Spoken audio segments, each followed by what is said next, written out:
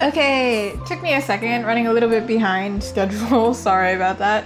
I am going on vacation this week, so I am actually going to be doing commissions. We haven't picked a game. I kind of have an idea of what game I'm going to do next, but I haven't picked a game for my Wednesday streams. But because I'm going on vacation and this client couldn't get back to me, they were busy. They couldn't get back to me until yesterday. I figured, let me do this today so we can make sure to make lots of progress.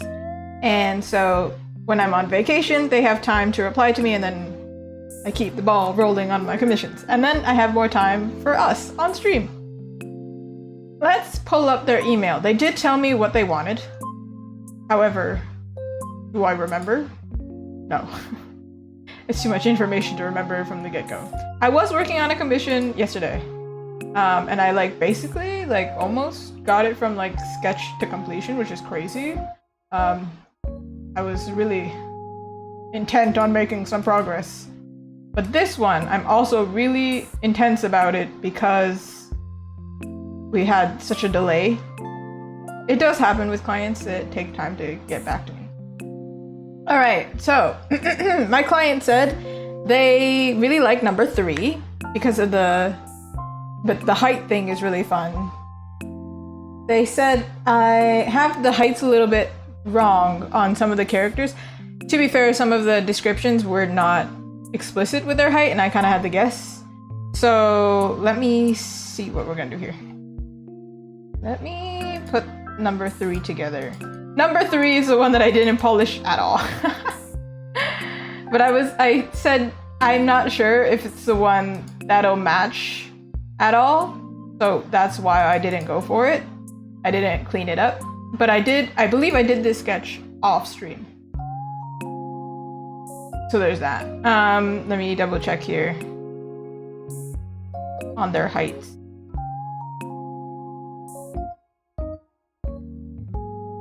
Also, I have these 3D models out because I don't know why. I think I was doing something really complicated. All right, he is the tallest. He's 6'2", and I believe he's actually taller. If he's 6'2" and he's 6 foot, I think he's a little bit taller. But we could just lean them. They said they think that Randier is 6'2", so we're just gonna make them kind of similar in height.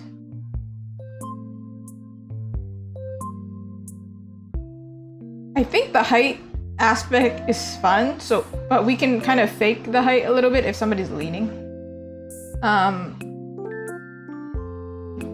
Dodie, this character here, is actually taller than Lila, who's next to her. This is a case of I could make her taller, right? But it might still look good together because of the movement, and she's leaning.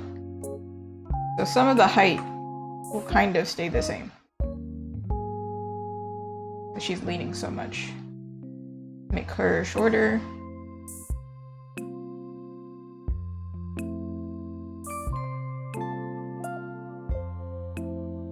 Okay, she is 5'4". Imagine me next to someone who's 6 foot. Actually quite a bit shorter. I had some friends that were really this tall, so now I know, kind of. We are not at eye level at all. They are constantly seeing my forehead, honestly. For some reason, the chat is not loading for me, so I have to look at it manually. Also, thank you, Mod. I didn't have a chance to put the Etsy. Ooh. Wish it would just load so I could see both of them at the same time. However, I'm just gonna have to click back and forth. I'm sorry.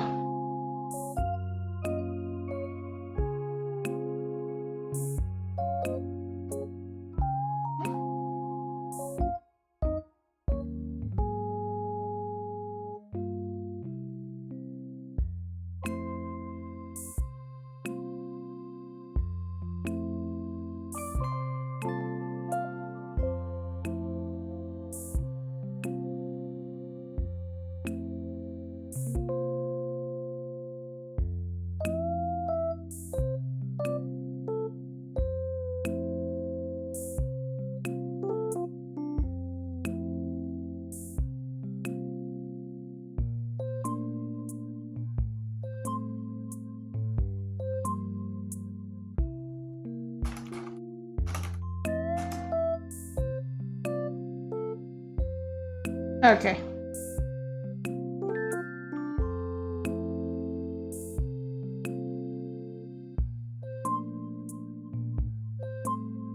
I think if I move her like this, I do have to move her arm up. And I have to change the canvas size, of course, because otherwise not fitting.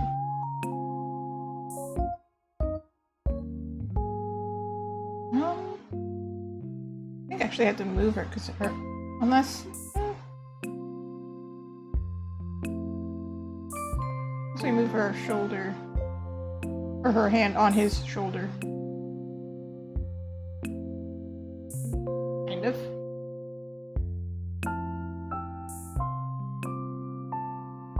I feel like Edie was shorter. Just slightly. So maybe we should do that. Alright. Survive.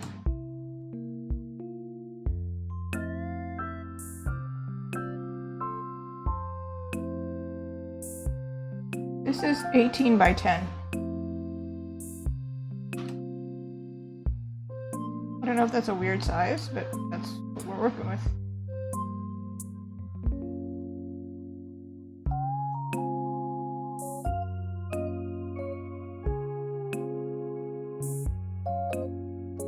Alright. Because I didn't polish this one up before, because I didn't think we were going to go for it. And I wanted to make sure that they got their chance to give feedback as soon as possible. I'm gonna have to do that now.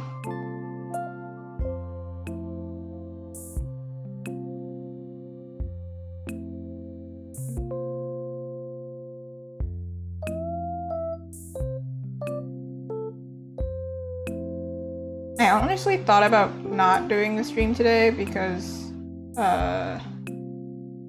I know I'm faster off stream, so I'm gonna do my best to concentrate to get as much possible, much done as possible. I'm holding it like this, actually, the middle finger usually.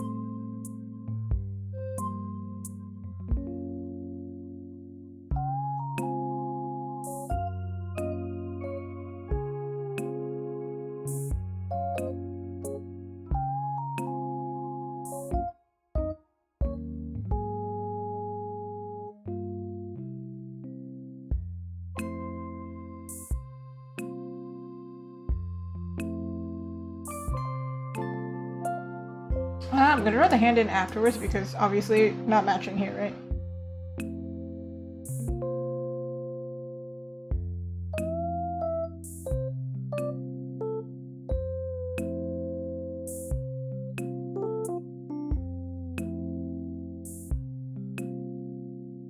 Hand I'm gonna figure out afterwards. The important thing is it's in the right spot.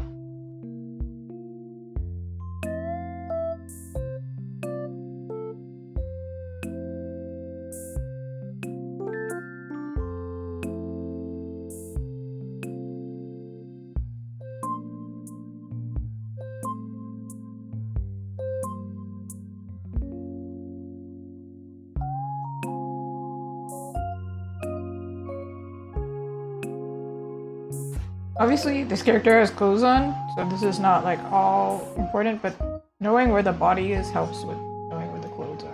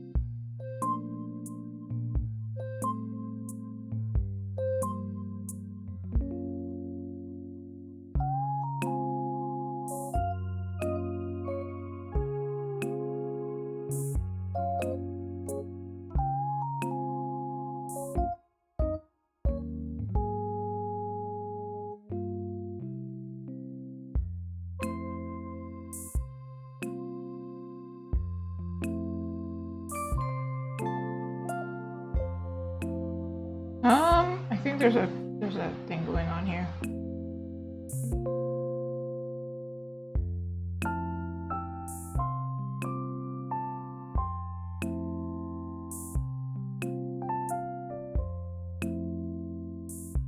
Here.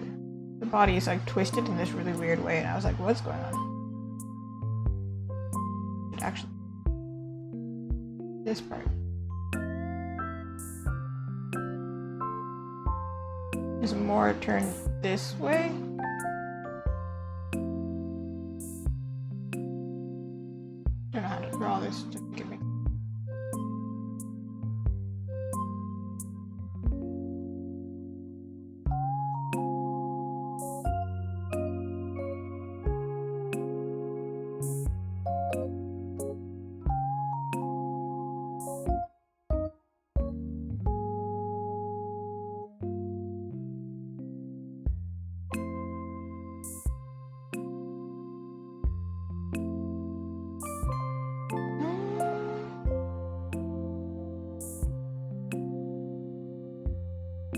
I have to do it myself. I feel like this part of the arm actually comes this way. That's why I'm.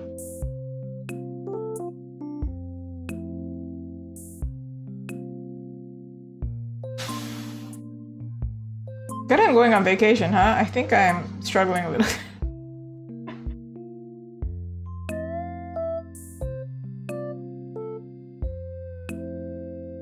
His shoulder is definitely here.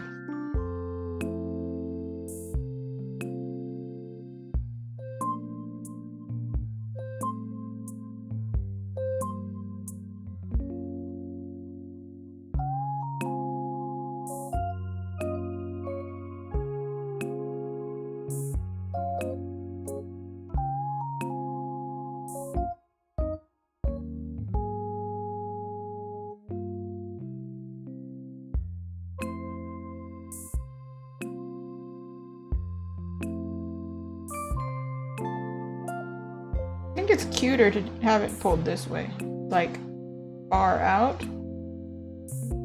Don't know exactly the angle here.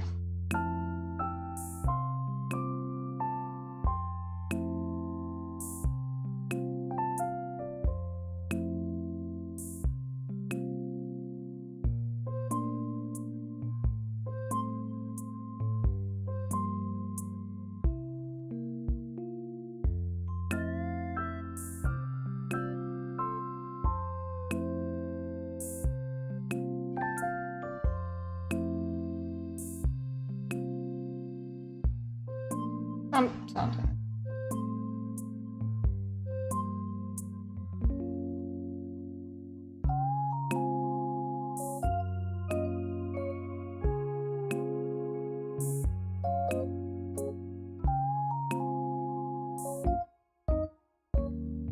You pull this way. The middle part of your hand is still kind of this way.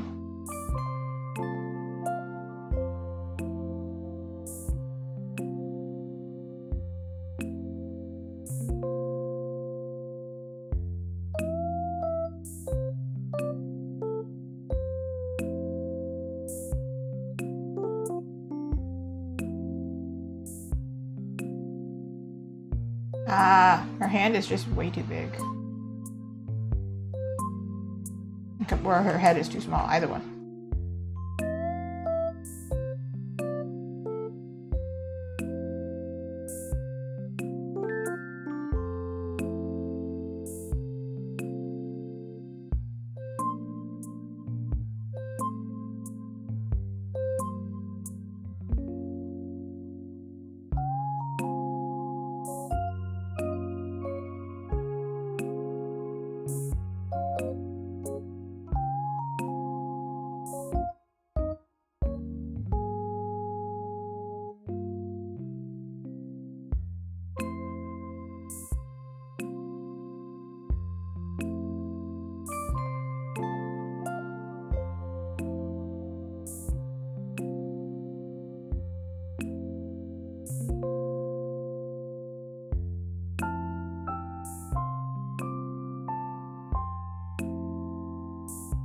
Torso's too short.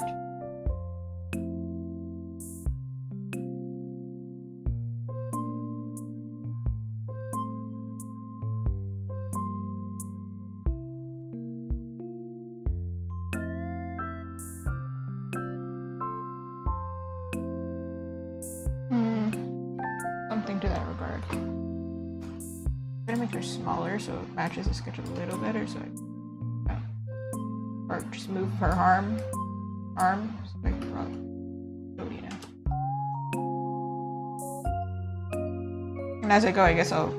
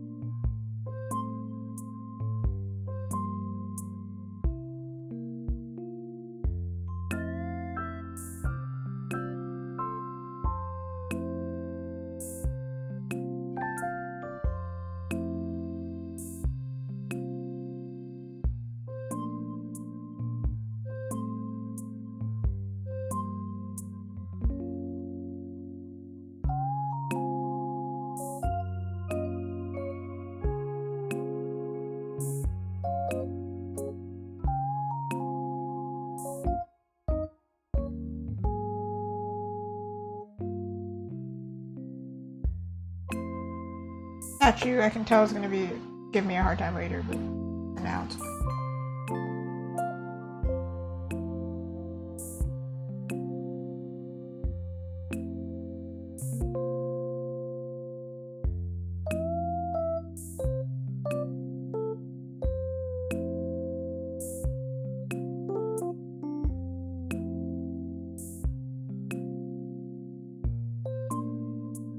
Maybe I should have sketched the hair first.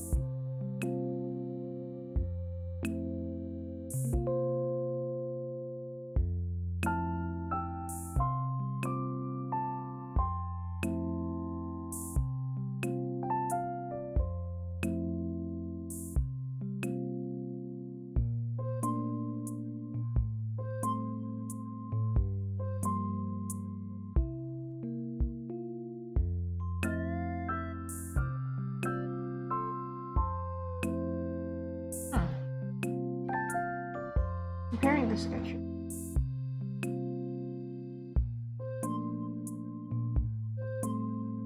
I moved this leg thinking that it would be better, but I think it actually messed it.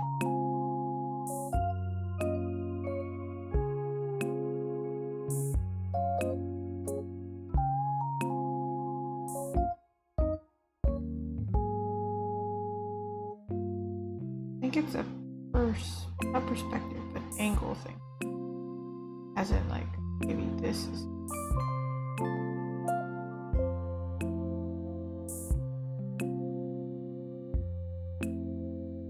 What's weird is, okay, so Dodie is going this way essentially, and she's going this way.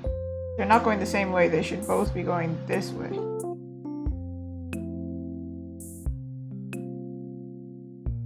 I think it's like their feet.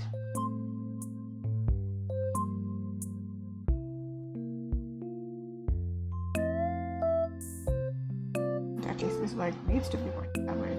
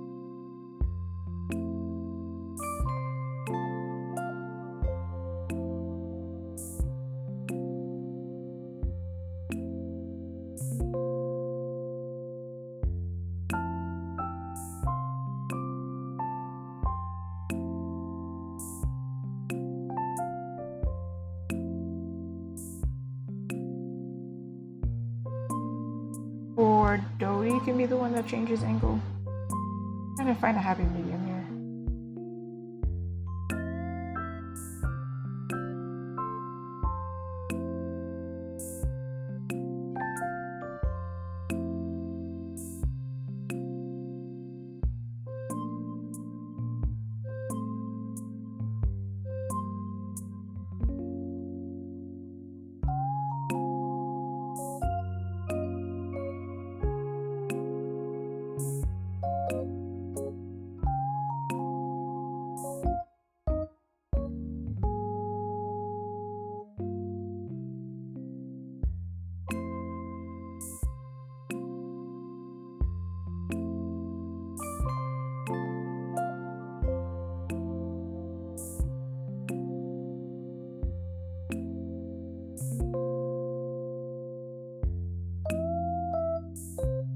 Maybe when I'm painting I'll fix it, but something is very stiff, that's why I'm worried. It would make more sense if this part was turned.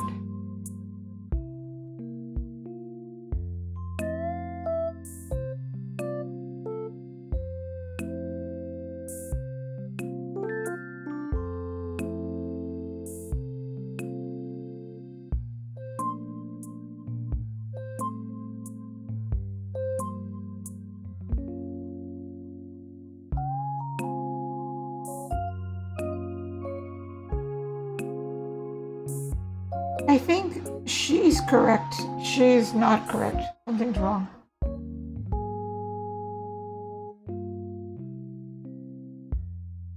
This foot actually was correct. I just don't understand how to.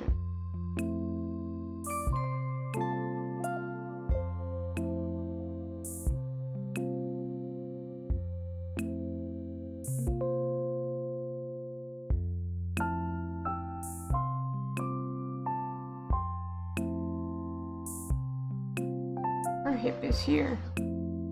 How is her other leg so far? That's what's tripping me out. I'm like, what?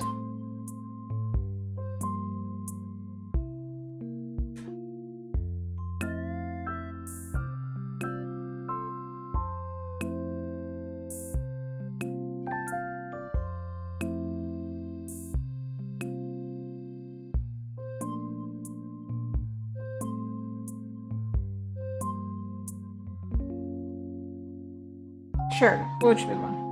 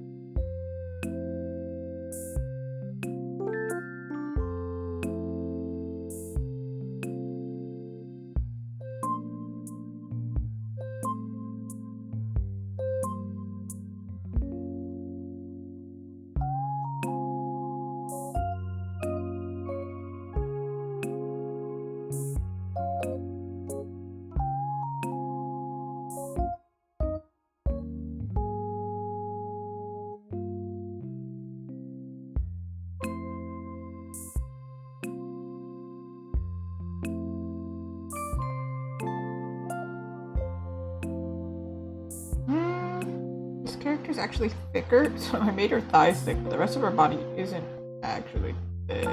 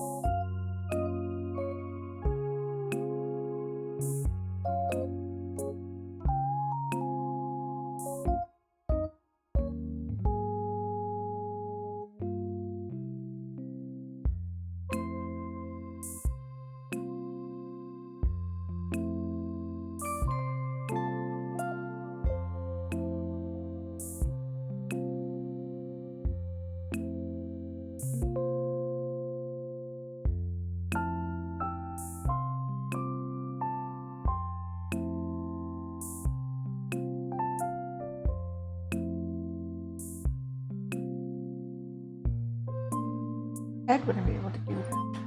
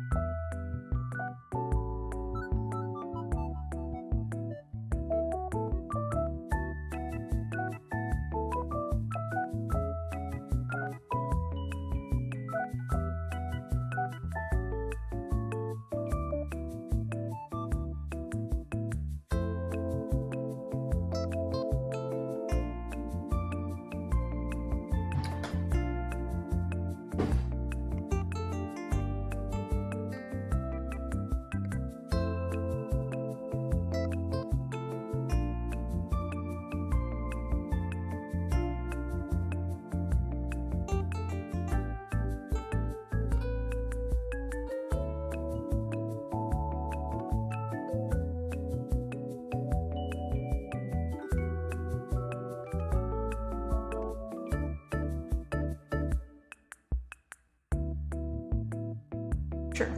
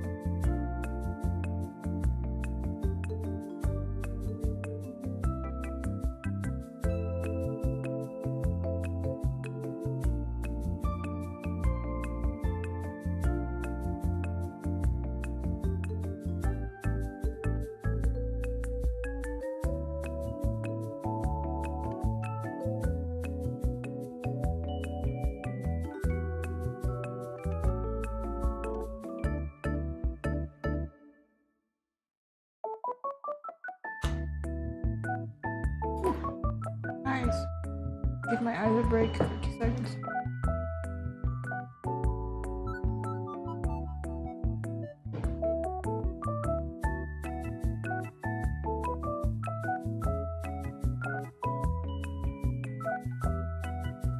Bit twitchy.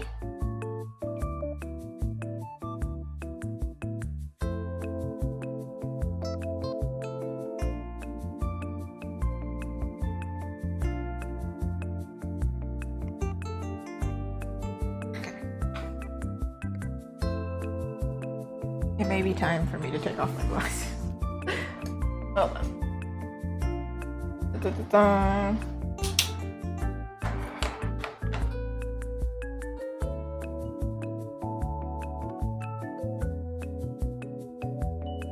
Always with noses.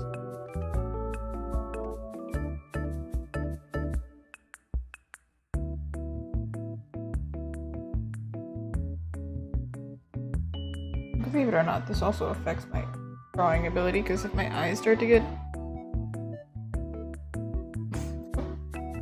oily because of the studio lights, my makeup falls into my eye and then it burns. Not a great productive hack, so.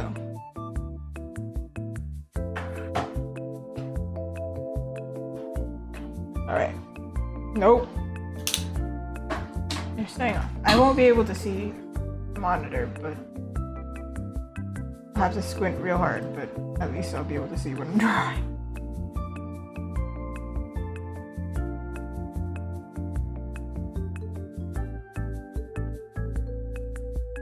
Most of the time when I'm on stream I draw with my glasses, but when I'm drawing by myself, no glasses. Big difference.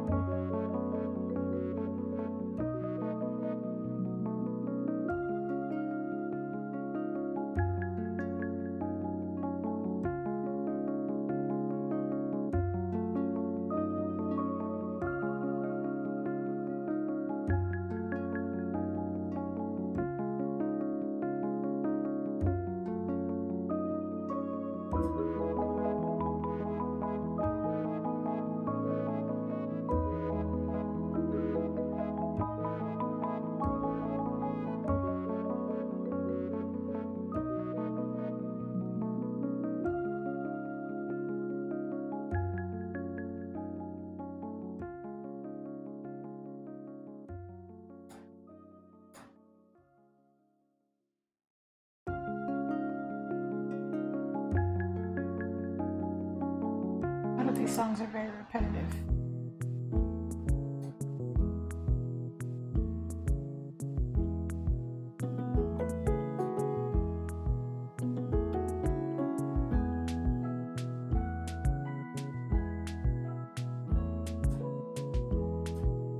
Okay, now I can come show you.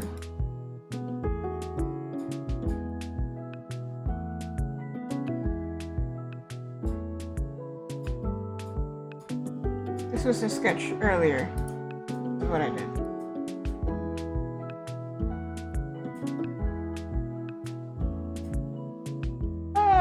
Perfect.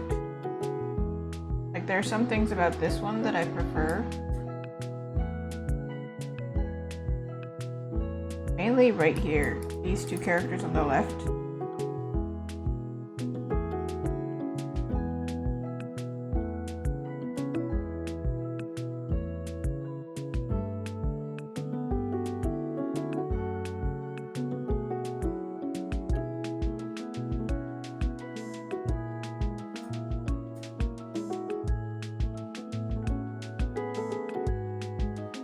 How I can fix it. It's mainly the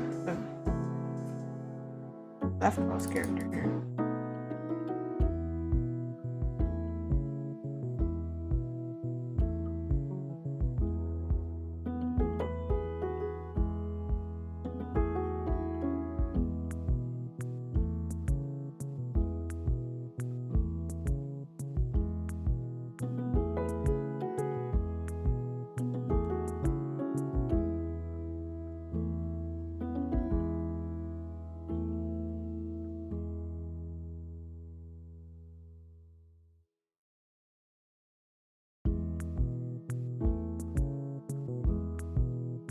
Wait, I think I see it.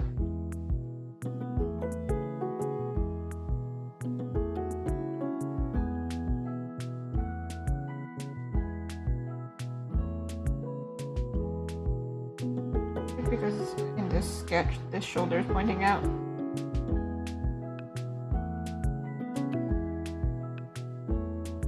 Not really.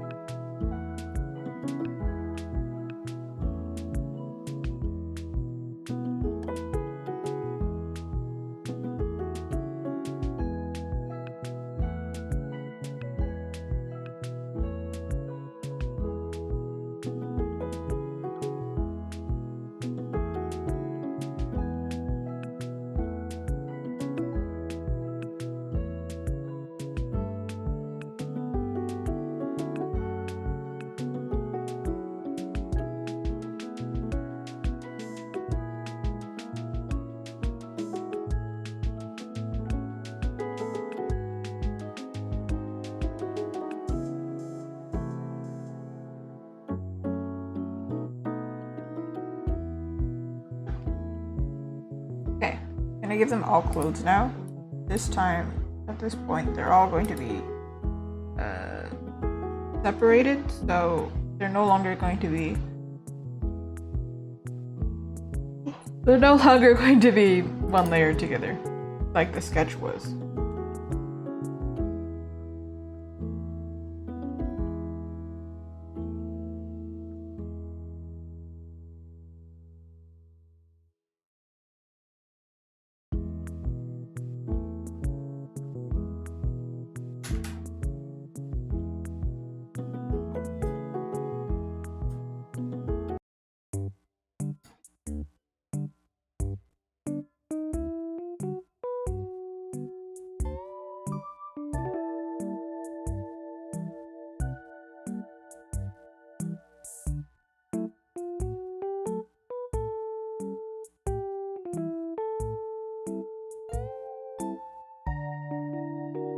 Yeah.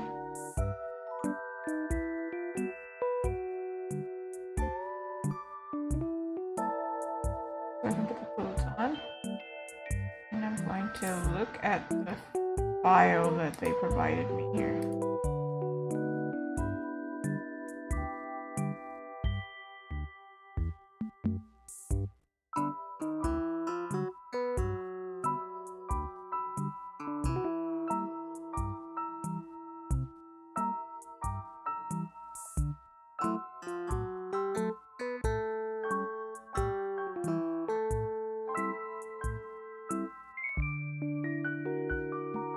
Yeah, okay.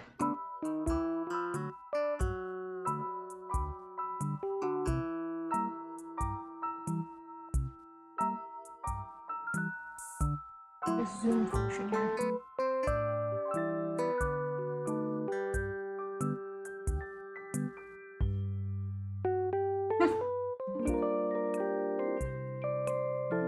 I needed to move stuff on my desk so I can run out of shit.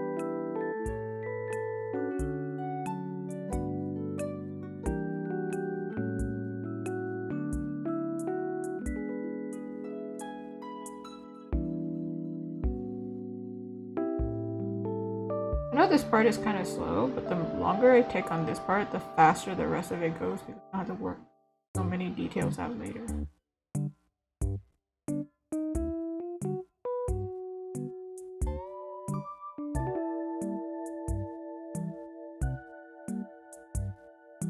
Is there an movement? Clothes are going to toward the left.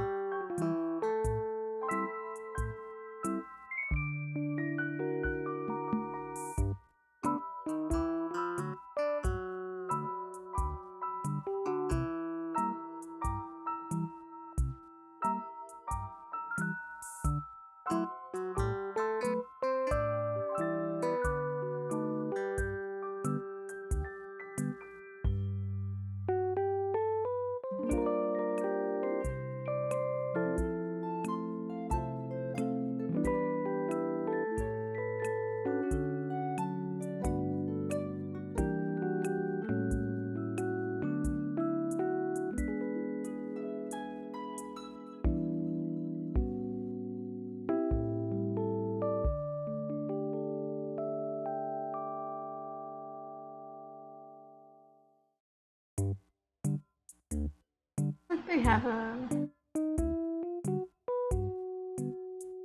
pager on their or on her belt, but it's on this side. So I'm like, do I draw it? I feel like it would just make this part really confusing to understand. Like that. I might extend this so that. Oh, I think it's just.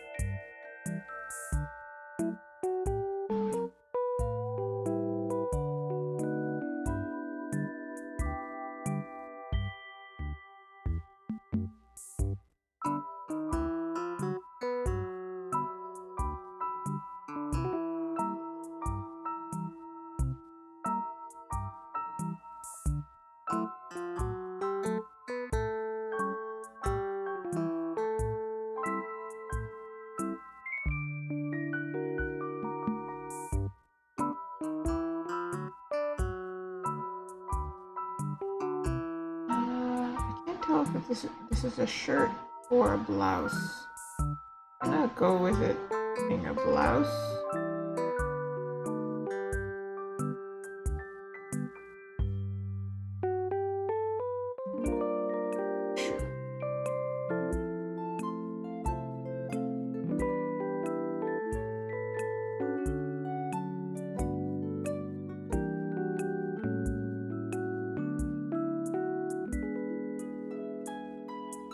The legs weren't even that important in the end.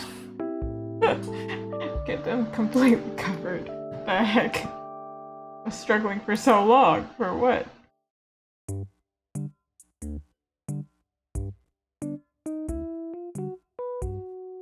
so sorry, you're gonna catch me yawning a lot. This is I stayed up late working on another commission.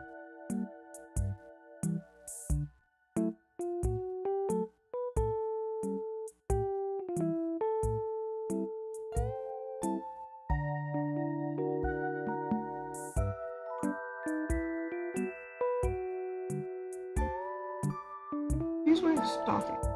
Could bunch it a little bit, but I don't think I need to draw that. I think I just paint it in.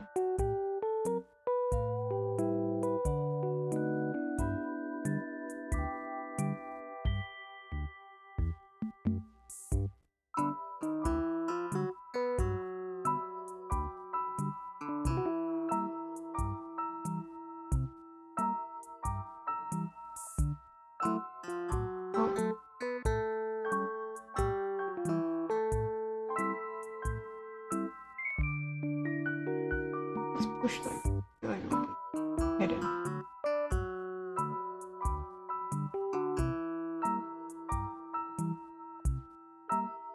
That.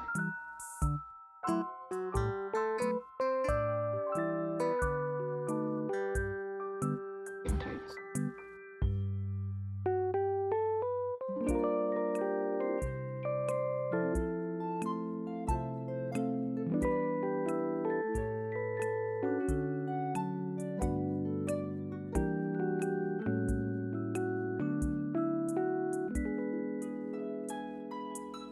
This arm doesn't give me a whole headache later.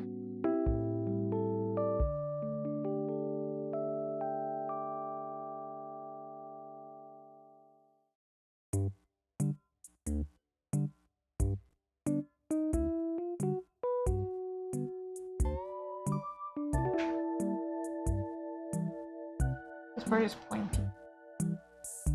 I don't know if I should exaggerate it because of the angle.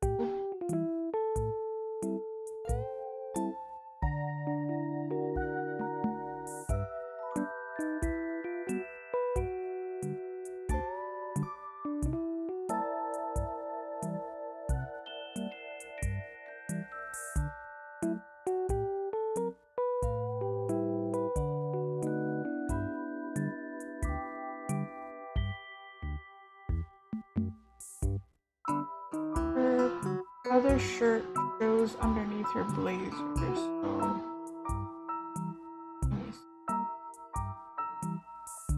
maybe this side. I can't remember, but I think if you have a suit, it's supposed to cover the white shirt. unless you're lifting it like this, like if your hand is up. Unless there's supposed to be a space. Is there a space? There is supposed to be a space. Okay, so then it should show then. My bad.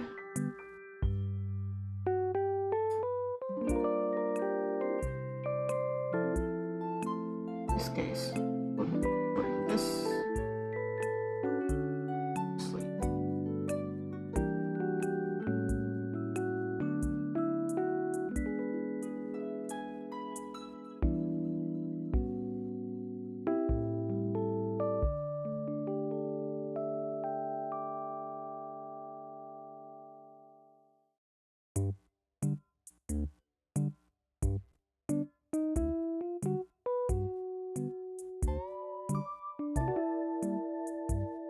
Nice. Alright, you got clothes. Glasses, hair, face, maybe. Probably do.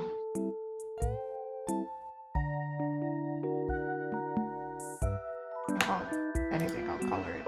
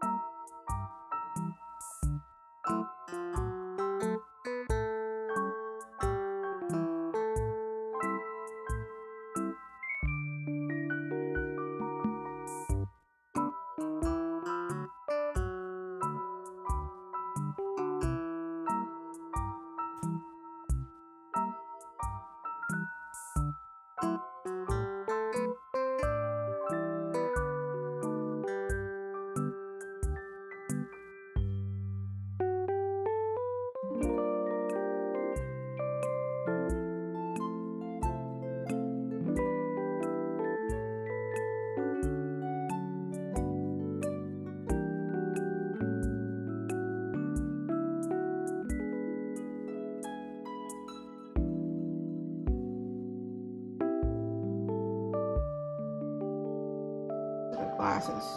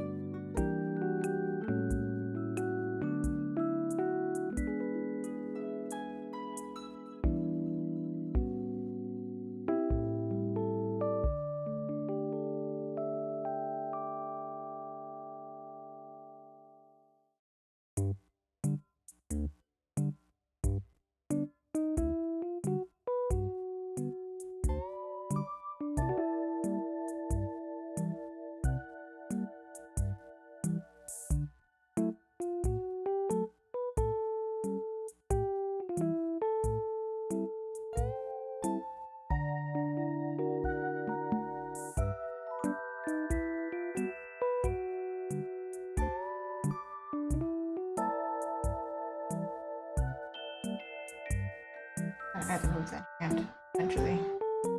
But I'll merge the layers together and then do that after.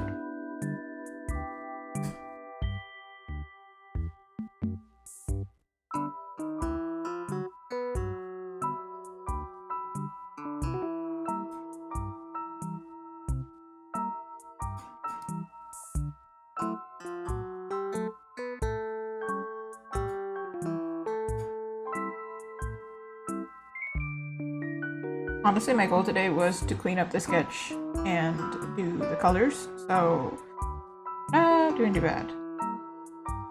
It might not be 100% perfect. We are making progress, which is good. The last client I had, the way that I did it was I did like a really messy sketch, which is underneath, you can see here. Well, I did the first sketch options, did the messy sketch, which is kind of where we're at now-ish. And then the next update was like color and a little bit of rendering, some shading and everything. So we are kind of combining two updates in one because this client, I started working on them a little bit earlier, but haven't been able to give them an update. So I'm gonna try my best to push really hard. Some clients are busier than others. They have different deadlines and things like that, different, you know, engagements planned and whatever. So then it makes sense. Sometimes they can't reply as often. So let's make it so they don't have to reply as often, right?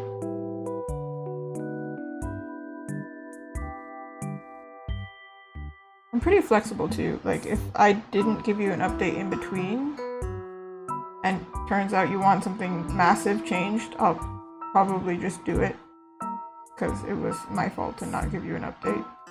But in situations like this, it's like, it's just it's the kinder thing to do, I think.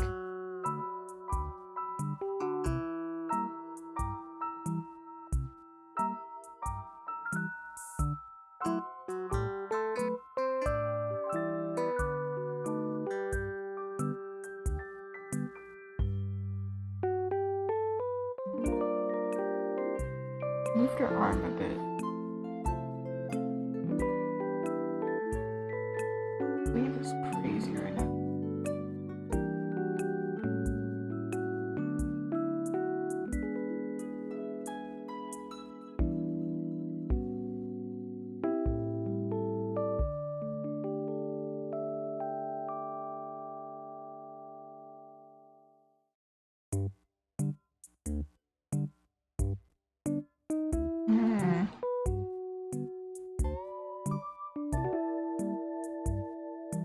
Kind of. Might be broken and I can't tell because there's no color.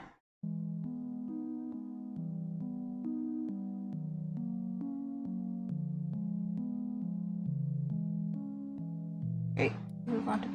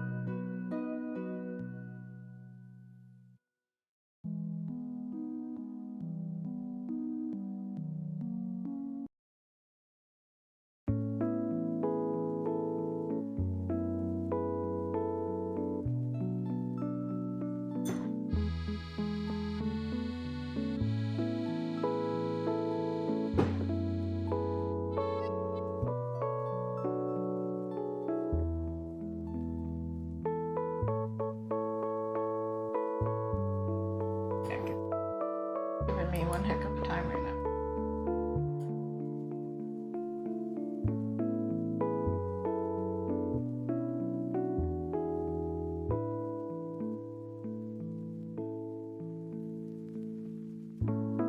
This jacket has a collar. I just don't understand it just yet.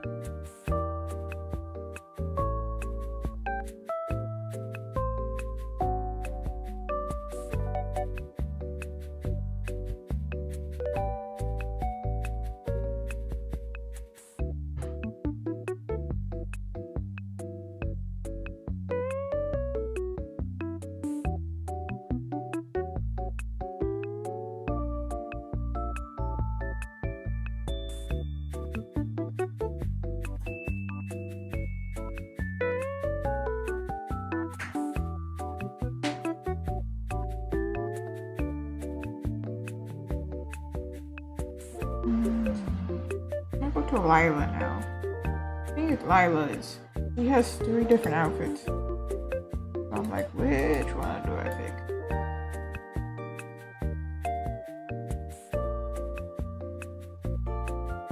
I feel like for interest of height, because she's shorter than the character next to her, I feel like I should just give her heels.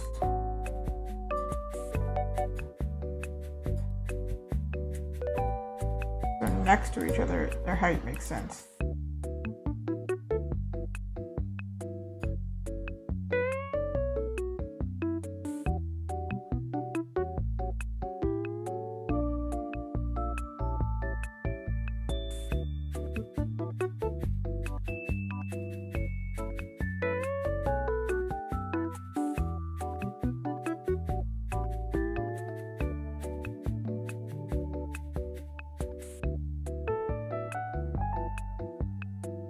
Plan.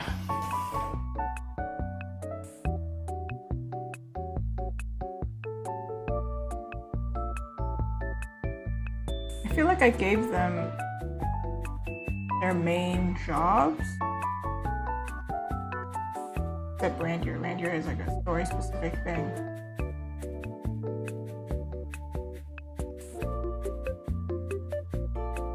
Hers, I hope it's gonna be the easiest because it's like something that I would draw usually.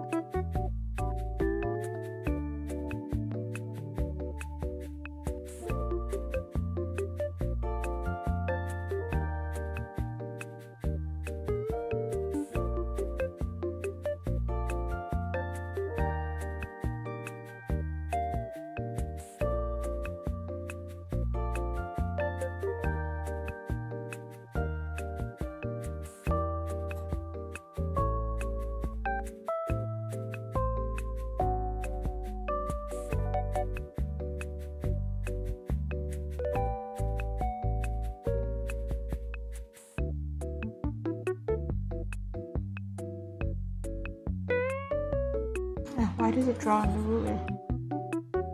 Before it wasn't. What the heck?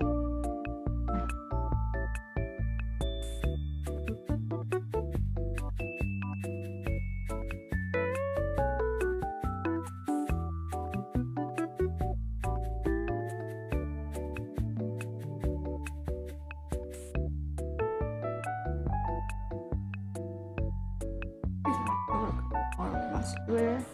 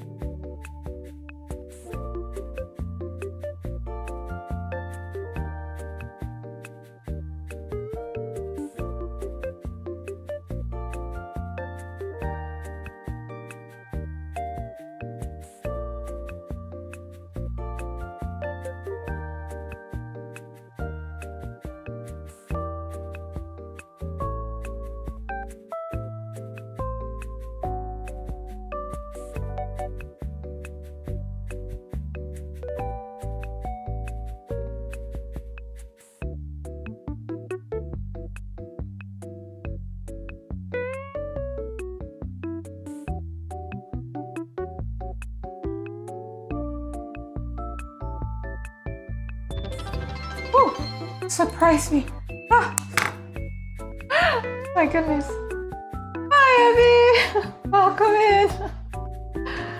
Oh. Surprised the heck out of me. I was so concentrated on these heels. Hi. How was your stream?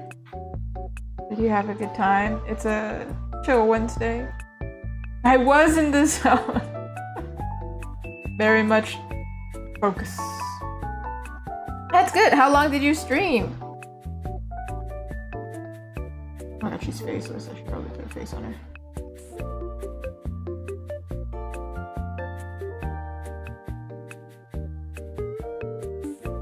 Ooh, 2.5 hours?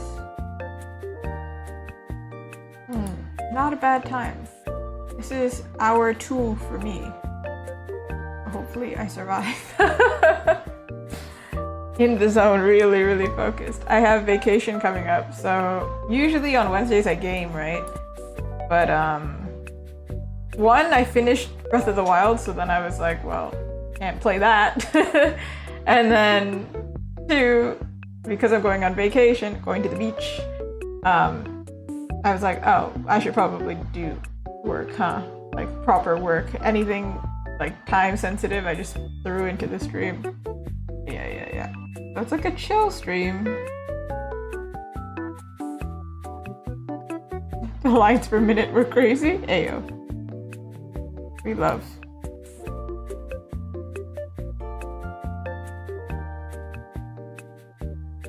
The commission, yeah, I should zoom out and show you, huh? It's going pretty well. It's actually for a Twitch streamer. It's for the Wounded Warrior Project, so I believe proceeds go to that charity. And they're like Shadows of Gotham was the name of their like D&D campaign, I think. So I'm drawing the characters of their campaign. I think you can actually watch the videos of it on Wounded Warrior Project's Twitch.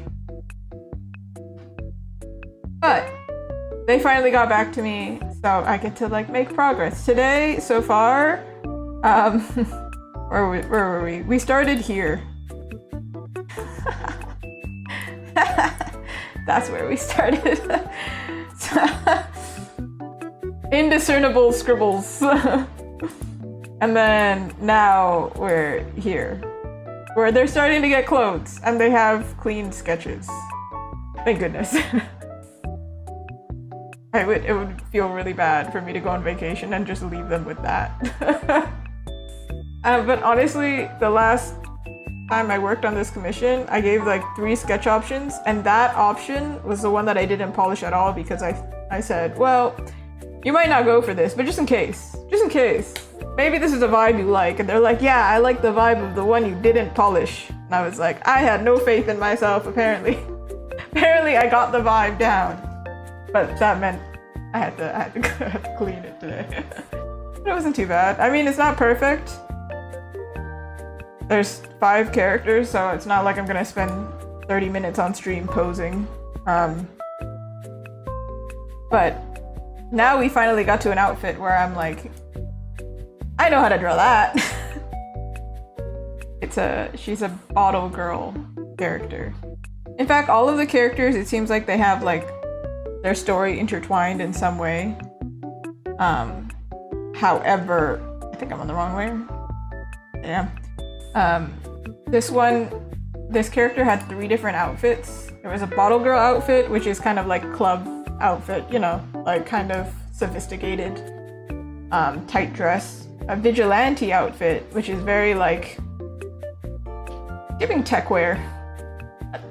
The art that they gave me art that was already completed, so I'm kind of intimidated during this project because they have like art already made and it looks great.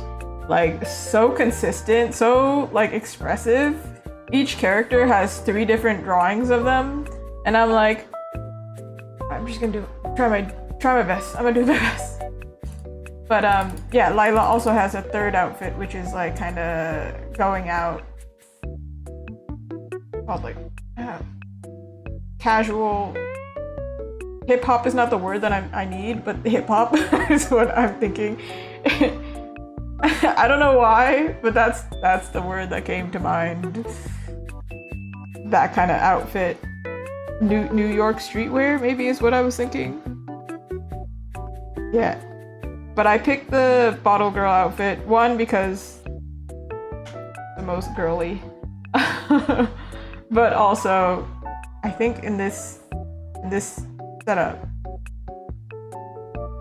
it like gave every character like this distinct, interesting vibe that I'm drawing like I essentially drew their job occupation.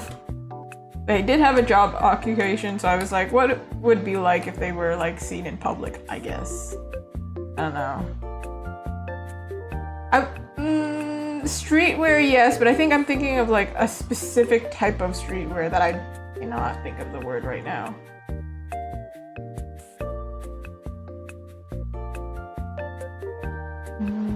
Sorry, my eyes are focusing on what Ronan is saying. Oh, can't read.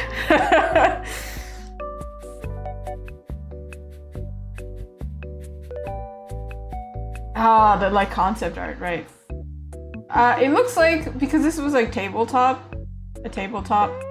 session type thing, these characters were not like literally there, they were playing the characters, but just having the visual representation, it's making the drawing a lot faster because I have an artistic rendition. I can kind of go like, oh, okay, I understand the simplified lines and things like that. What is the type of word I'm thinking of? What? I'm gonna Google it. It's gonna bother me.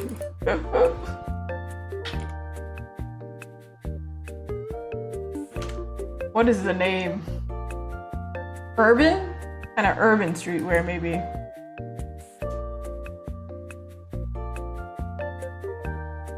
I don't know, the character looks like she's about to like jump in a rap battle, like genuinely. That's why I was thinking hip hop. Or like she looks like off the scene of like Step Up. You know that movie, Step Up, that dance? Either she's gonna start rapping or she's gonna start breakdancing. It's either one, I don't know, but like she's wearing dance wear essentially. The very loose, tracky bottoms. Which is interesting because the outfit I picked, she's so sophisticated. Like, there's such a disconnect. Me at work versus me anytime else. It's like artists. I'm sure if they show up on camera, they're wearing something normal. Versus off camera. Little gremlin. Oh, I don't know what this hand is doing. Yeah, Abby says, yeah. Gremlin. Oh no. I woke up today and I went outside. Already exposed to the horrors. I went outside and it was, ooh. Only when I got back did I see my hair and was like, oh, okay. It's an old frisball. But I'm like, hey, you don't know me. Who are you? We're just neighbors. You don't know me. Whatever. But it's horrifying when you run into somebody you do know. And you're like, oh, this is not my best. Why did you run in on me today? I sometimes like get dressed up and then I'm like, I just want to go out because I got dressed up, so might as well. But the only time I run into someone I know, or someone I don't necessarily like all that much, is when I look like a mess. And then my pride, I don't know. I'm like, man, now that's what you think of I look like out in public. How dare you? That's the only time. It doesn't have to be someone I don't like. It could be like, I don't know, just literally someone you feel like you have something to prove, you know? That you run into your teacher, I don't know. I used to work near my university and my college or my university teachers, my instructors, not professors, instructors, they would show up at my work because they knew where I worked. And then I'd be like, hi. Or ex-friend. Oh, ooh, the worst. The worst. You're like, no, I need to look good. Stop. You didn't leave me this way and I didn't downgrade. I don't know how to explain it. I swear, I look great. Just not today. I'm just having a bad day. Turns out that bad day is actually the average or something. It's really humid where I'm at. Good old Ontario. Very, very humid, right? So every day is just sweaty. Yuck. I'm just running an errand. Oh, you know what I've seen that compared to? It's the alt girls, or the girls who, you know, I don't know, like they cosplay, or they like e-girls or whatever. They're always really cute, right? And then the one day that they don't dress up, they pass somebody who's like in their, like, you know, in their culture. And they're like, no, I swear, if I compliment you now, the compliment will mean nothing. But usually when I'm hot, it means something. It's so funny to me. Hey, that's good. I mean, yeah, we love to not run into people. I also don't live near anybody, so in the middle of nowhere. We're not running into anybody. But the other day I ran into an ex-coworker of mine. Actually, I don't think they saw me. This hand is like messed up. We're just gonna leave it, I'll fix it later. But no, I ran into an ex-coworker of mine, and then I realized, wait, if I'm running into you here, that means we live near each other. And I was very, very horrified. I was like, no. Like, sure, run into me, say hi for like 2 seconds, but don't live near me. I need to move. That's what I said immediately. I texted my friend who also was a coworker of mine, but one that I wouldn't mind running into. We still hang out.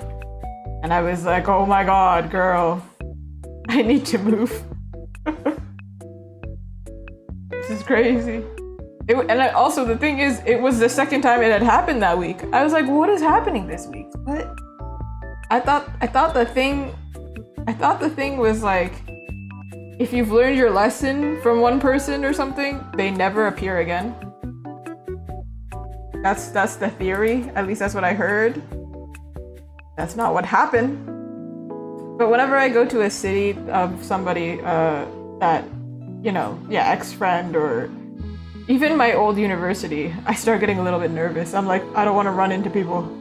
Oh. Even ex-workplaces. I used to work downtown in Toronto.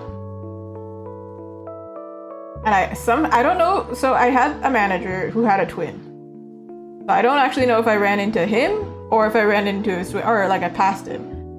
But I was with friends at the time. I went like this and I was like, girl, you won't believe, but like, I just passed my ex-manager and he was a real jerk. He was mean. I didn't like that guy. But I was like, why are we passing the people?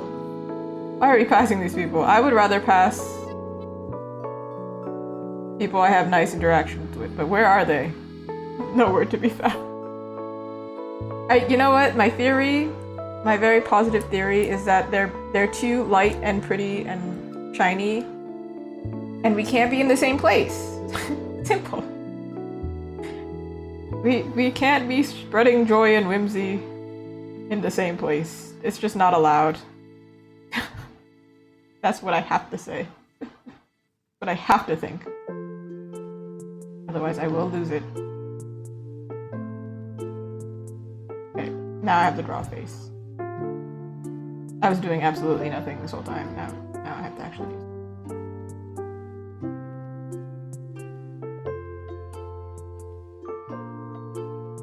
Eyeliner. Oh, something interesting recently though. I went to my very first artist alley. Woo! And because of that, and Ontario is relatively big, but if you're Canadian, it's not like we have a lot going on for us. So, I have a feeling that a lot of the artists who show up to these events just kind of all know each other. Like we just somehow we all end up in the same places. And I was on Instagram, like looking into, you know, I had to scope out the people for my very next event. And what do you know?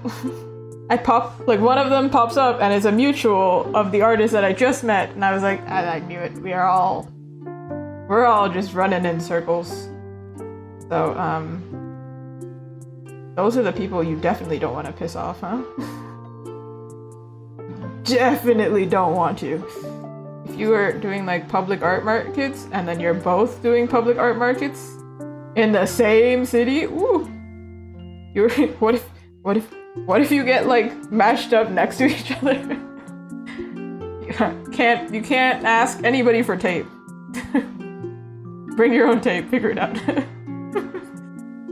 No, but that's never happened to me. I've only had the one artist, Ali, and the artist next to me was super, super sweet. I feel like majority of the artists are super humble and sweet. It is really fun. I was so nervous though. I was like so tense for the first few hours. And I think the first hour, because I had never done it, and it was quite a dead event, honestly, it was very slow, which I expected. But the artist next to me, I think they did it on purpose. We're not the same style, but we clearly have similar audience.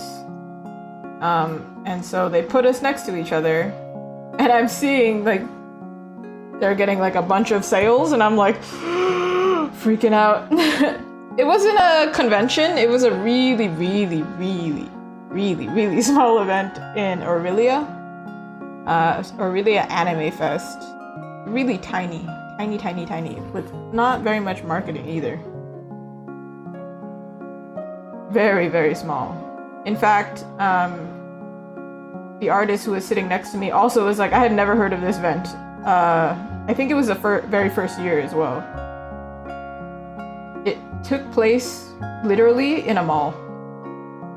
And we were very confused. We were like, how is this gonna work? And turns out the mall is so dead that it works as an event space. But the city is so tiny that it kind of makes sense. But the person sitting next to me also told me they were from out of the city, and I also was from the city. So I was like, yeah, because it's the middle of nowhere. It felt like they were desperate. So going in, actually my estimate was to make like 0 sales, actually. Actually, I had an estimate that I would make like 3 sales. And then the more I heard about the event, the more I was like, okay, I need to lower my expectations even more. I think we're gonna make 0 sales. But in the end, we didn't do too bad, actually. We actually made back our table. So I was like, oh, I was terrified. I was really, really scared, actually. But yeah, we did make it back. So that's the part that matters, I think. I was actually really impressed by the girl next to me. So cute. She's like, based on how we do, I'll be able to get bubble tea. That's the level. That's how we're testing it here. And I thought that was an amazing measurement. You're like, is this good enough to give me bubble tea afterwards, or? Because it was my first event, it didn't really matter. We were gonna celebrate anyway, because I made it. I somehow got there.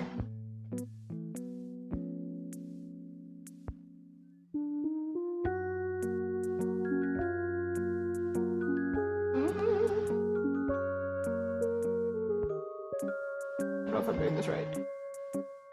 My next event, though, is a local one. For events, local ones. And they're also small, but I think better foot traffic.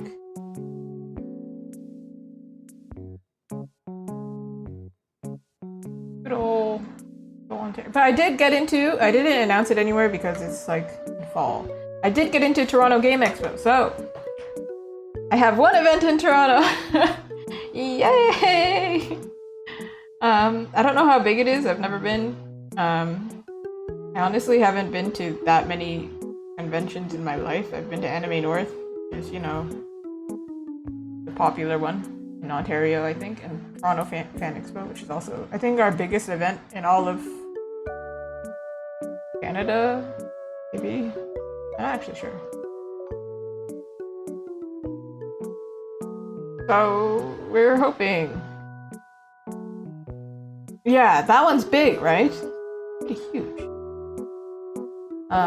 And I have not gotten in once. I've applied many times at this point. What is that?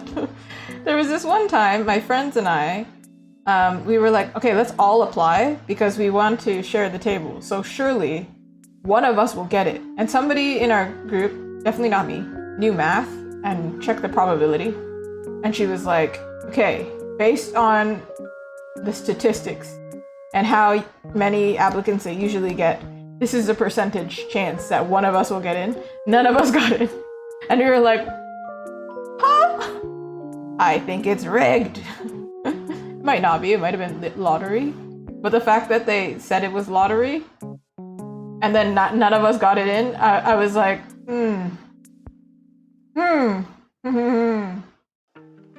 But then, you know, it's okay. Why did I draw her ear? This is not important, right? What priorities? Oh.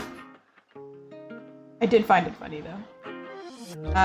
I also applied to Toronto Fan Expo, the big one. We always try. They rejected me promptly, very fast. I find it so funny when they do it. They're like, nah. Apparently, it's really hard. So I would recommend, yeah, apply local if you're looking to do it for your very first time. Local. I think a lot of artists kind of skip it. They don't do it. But then also, I think if you're a digital artist, maybe that's kind of the reason why, because you're like, I don't think it's like aligned usually. But the event that I'm gonna go to is for illustrators specifically. So I was like, well, I don't know if y'all realize I'm one of those. And then I didn't know this, but I wasn't keeping up. I just saw, oh cool, I got in. But apparently I got in with the first round. Like there were more applicants and they were accepted afterwards. So I felt very special for like 2 seconds. 2 seconds. I was like, oh cool. Somebody over there thinks I'm cool. It was really cute. I had an American in my stream yesterday, and I told my friend about this afterwards, but they were like, Azuki, don't dox yourself. And I was like, do you know how big Ontario is? And then I pulled up the map. I was like, it's bigger than Texas. It's like saying I live in Texas. And you... Okay. Even if you figure out which city I'm in, it doesn't mean anything. Good luck. But eventually, like... people ask me at these events, like, are you local? So, you know what? Like, well, whatever. But when I did do the Aurelia event, it's quite far. They asked, hey, are you local? And I was like, no. And they were like, so you drove here? And I was like, yeah, 2 hours. They were like, the middle of nowhere? And I was like, yeah, man. We're desperate. Not as desperate as this event, I think, but we're desperate. Yeah. Ooh. An artist from Winnipeg. No. Winterpeg? Anime Ottawa. I don't think I even... When is that? I don't think I applied to any in, like, Quebec.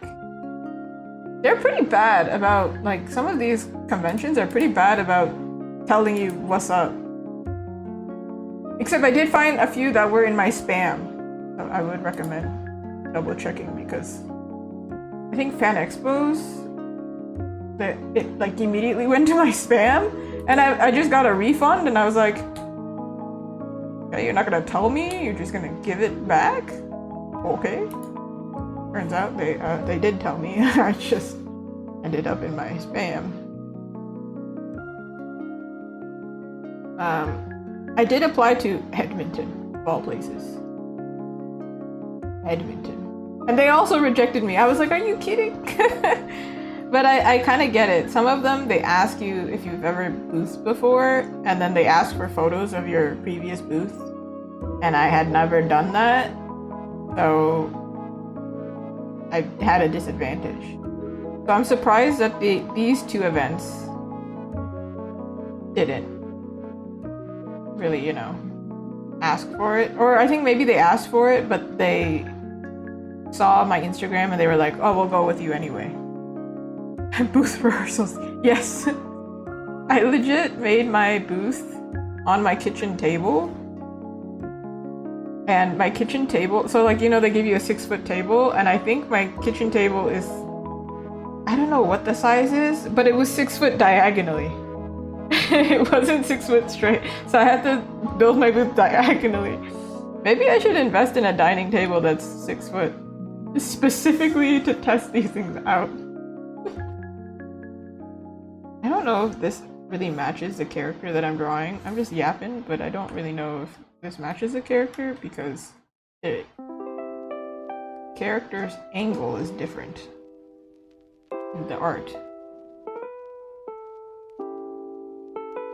Like the character's chin looks longer because of the angle, but I don't think their chin is actually that much longer. Anyway.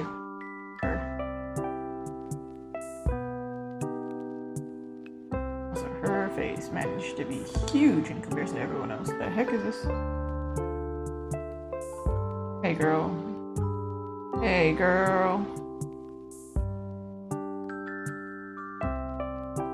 Oh, I should have asked earlier. Abby, what did you end up drawing today? Alright, now we get to draw a moody mechanic. Oh wait, hold on. Thought she has never mind, my bad. Just got a little cute anklet. Some guy. And see, I haven't played Assassin's Creed 2 or any Assassin's Creed. I tried. Really tried. I don't know what it is. Ubisoft? I applied to work at Ubisoft, and maybe it's for the best that they didn't take me because I don't know what it is. And the Ubisoft gameplay doesn't fit me. However, I think the stuff that they do is cool. So I know of Ezio for sure. Even if I don't play a game, I like watching like playthroughs and things like that. I think the next game that I'm gonna play, I only watched the playthrough and I never got to play it, is Life is Strange. The Brotherhood one.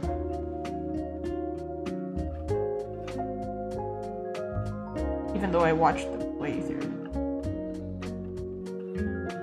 But now I've forgotten it, so it doesn't matter. Ooh, channel point redeemed. Somebody was lucky. I played the first game, and I think the prequel, the sequel, and I don't know, there's a lot. I just didn't play Brotherhood, but Brotherhood, I remember one of my first commissions in 2019, I think it was 2019, at least, somewhere, was to sketch the brothers. And I was so happy about it. I was like, yeah, of course! That hand is so messed up, it's really bothering.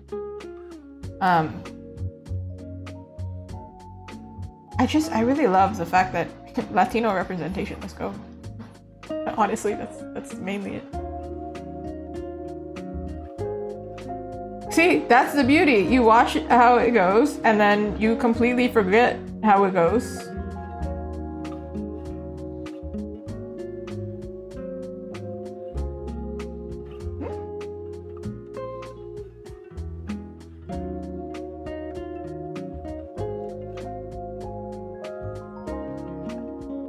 My breath. Oh, Assassin's Creed is doing, okay. Took me a second, I was like, what's happening? There are other games that I try and I just could not stick to. I don't know what. What's that game? Witcher? For some reason, also, I really struggled to stick with that one. Okay, that hand doesn't look great, but whatever. I'm gonna paint it later, and I can't be bothered right now. Okay, she's got jewelry, but I don't know what kind of jewelry. You know, we're just gonna give her.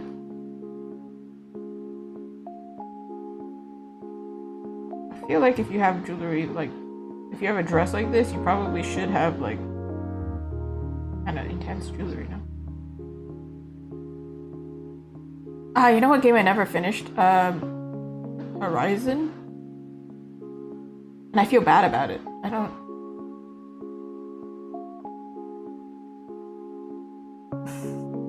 yeah, playing horror games is scary. What? How is Dead Space again? Let me look at that. It sounds so familiar. Yeah. I played, what's that game called?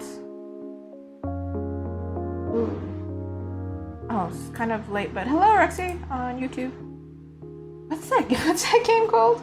Evil Within 2, and not even the first one, the second one. It's so scary. I could only play it for 1 hour at a time, and most games I'm just like, you know, we're going, I'm sticking to it. I play games on stream, right? So I clearly have the stamina to play for a long time. However, not Evil Within, that's for sure. That game is so scary. I don't know why. And then I'm really bad, so then I die over and over again to the point where it's not scary anymore. So like, I don't know if that's a flex, really.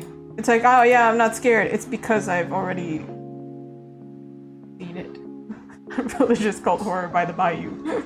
Isn't that kind of similar to... Is it similar to Resident Evil 7? I'm just thinking of the Bayou. That game also is terrifying. Stop it, guys. You're drawing a man. A man. You're such a handsome young man. That audio's stuck in my head forever. The Hunt multiplayer. I'm looking at all these games right now. The Hunt.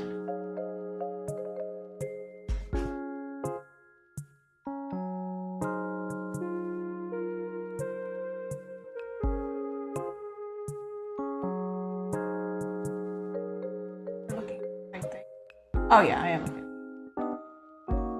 I somehow stumbled across their website, and it's terrifying looking. Like, so cool. Wow. Impressive. Scary. Scary.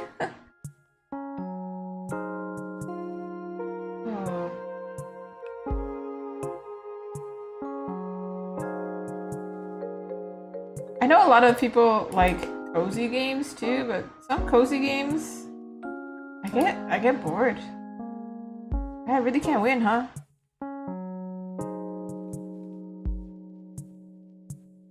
There's that one game on Netflix right now, Cozy Grove, that I keep wanting to try, but I haven't made time to do it. Oh, do you see?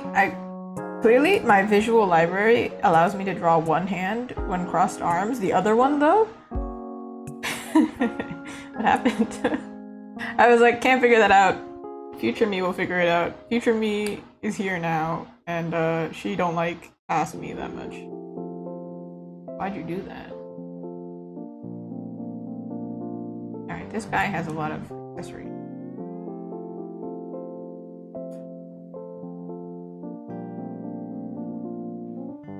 I don't like how I drew the previous character, but we'll get back to it.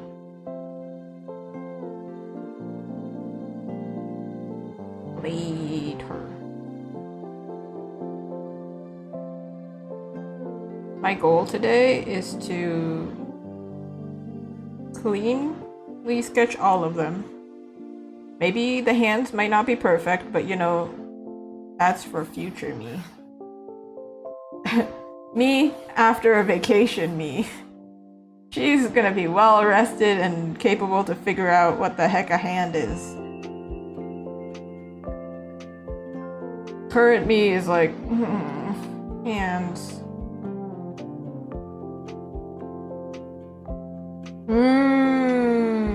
Yeah, some games are like so intense that it's like but they're somehow entertaining to watch. Actually, there's a lot of like indie horror games. I love watching people play them. And I think they're very scary, but impressively made, and I'm just hiding in the comments. I'm not even the one playing, but I'm scared. I'm so scared. Poppy's playtime is not scary. I feel like I could do it. I think I would still scream, but not like in horror. Scream in surprise, maybe.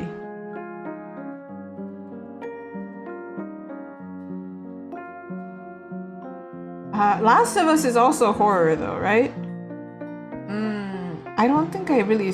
I think I was tense, but not like terrified, but I cried during Last of Us 2. So like, this is a horror game, but I'm crying. It's not really what I expected to happen. I think I stopped the game at that point.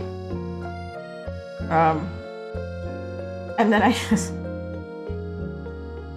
I think I told my partner, who hadn't played it yet, and was like, "You don't understand." It's so sad. I don't want to play anymore. Yeah, Poppy's playtime is essentially just jump scare puppets, huh? Can't do it. I can't do it. It's like Five Nights at Freddy's. It's more like survival horror, right? But it's not really like horror. It doesn't feel like it. But I feel like it classifies as horror. Like Walking Dead is horror, right? Speaking of, the Walking Dead games are great too. Oh, you know, I feel like it's in the same generation as Slender Man, right? I think that would freak me out. I don't know why. It seems spooky. One of these tool items, I don't know what it is. I think it's a drill. But the fact that I don't even know what it is makes me think like, that's not right? Maybe? I don't know what it is. Oh! Yo, things running at you? Dude, clearly we've established that Abby and I are the type to not want to leave the house. Therefore, things running at us. That's crazy.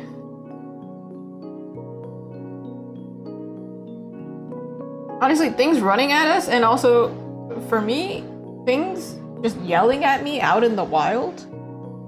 I think I was telling my partner about this. I remember this. This was crazy. This was from last Halloween, around Halloween. I think it might have been Halloween Day, honestly, because it was so bizarre. I'm walking my tiny dog, which is, she never shows up on camera, but she's a small little Pomeranian mix, but she's a tiny little fluff ball, right? And I'm walking out there, by myself. It's very foggy, very silent hill. And some dude across the street from me yells, "Hey, come here!" And I was like, there's nobody else on the street. I have no witnesses. There's no cars. I'm not going over there. I heed my mom's warnings. Don't go up to strangers. That's weird. I might be a full-grown person. And then I yelled at him like, "What do you need? If you, like, tell me what you need and then maybe I can help you." And then he got mad at me, which prompted me to run home. That was crazy. That's real life horror. I was like, we're gonna get kidnapped. I'm gonna go home. I have played enough horror games to know how this plays out. Whew. scary. But anyway, Little Nightmares is great. And Silent Hill, I think the game, I didn't play the game, but I watched a whole breakdown on the game story. So the story is interesting. But I think it was, I don't know if it was I think it was Resident Evil actually, where for some reason every problem was getting solved by a grenade launcher, and I thought that was really funny. They're like, oh, you guessed it, a perfectly timed grenade launcher. That's what's gonna solve the problem today. And I was like, these guys, A+ writing. Very funny.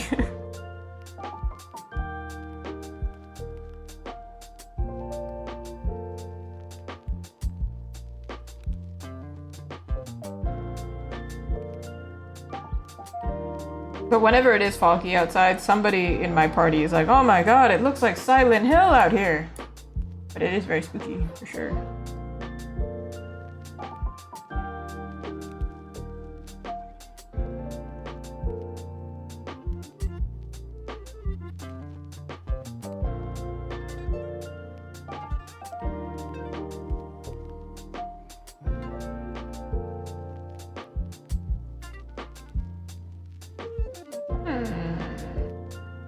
The most interesting pants that I'm like,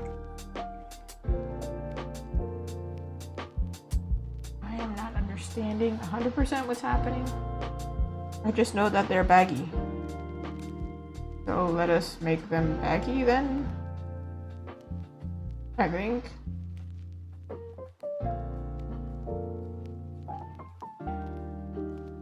All I know from Silent Hill is Pyramid Head.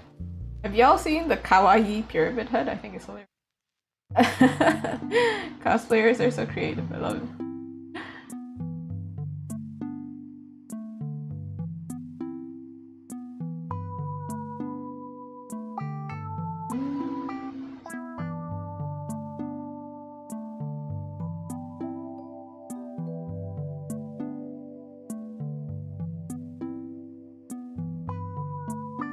Oh, bro, you're in my space.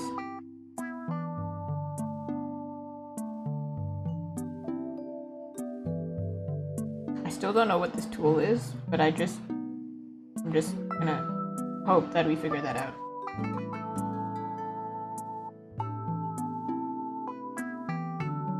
I'm like, is this a drill? Is this I don't.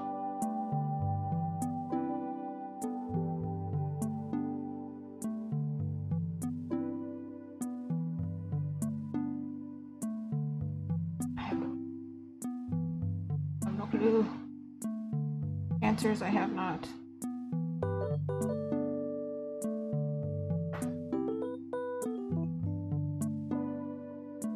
Got those like super cool, I don't know what all these kind of pants, but the pants that go out in the middle of the pant. I recently bought some. Or not recent, but this year. That's recent.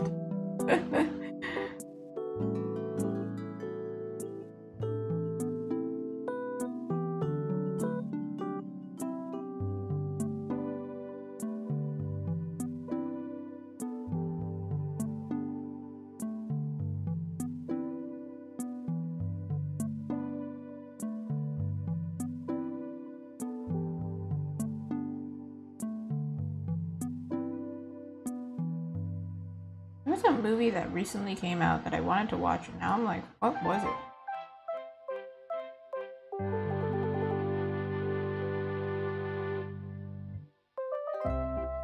Just saw the trailer or something.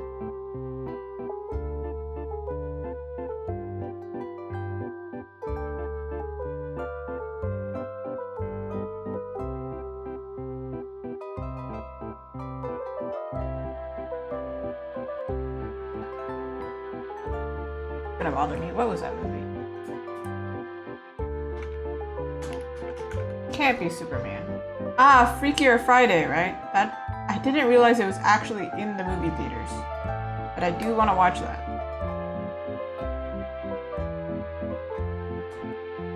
Based on Freaky Friday, which is... When did that release? –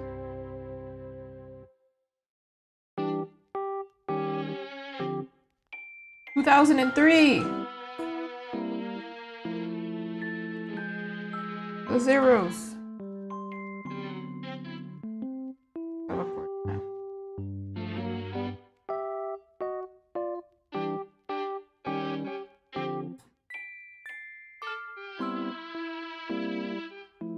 He has a bunch of stuff in his tool belt.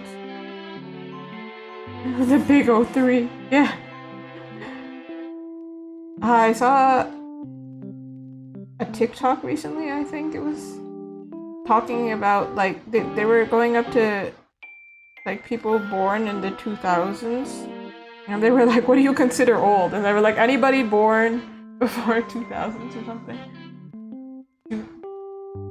No, I think they were asking people like born in the 2015s, 2010s, 20 whatever. They're asking. And I was like, well, I'm ancient now. I'm okay with that. You can think I'm old, whatever. What am I gonna do? Like, literally, what are you gonna do? There's nothing to do. You young whippersnappers.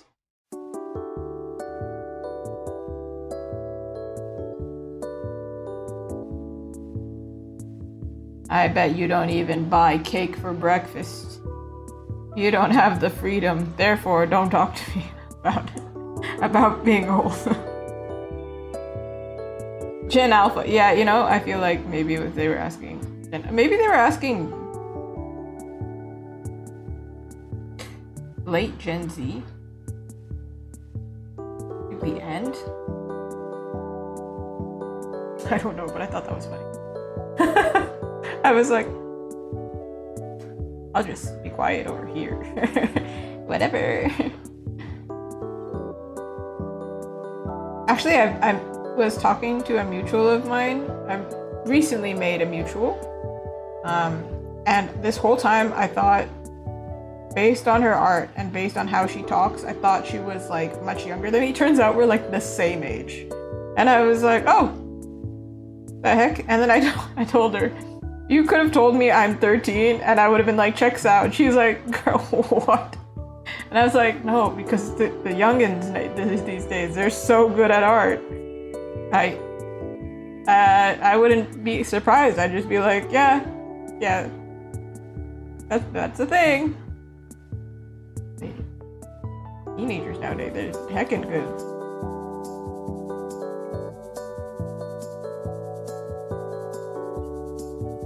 Good for them. Good for them. Good for them.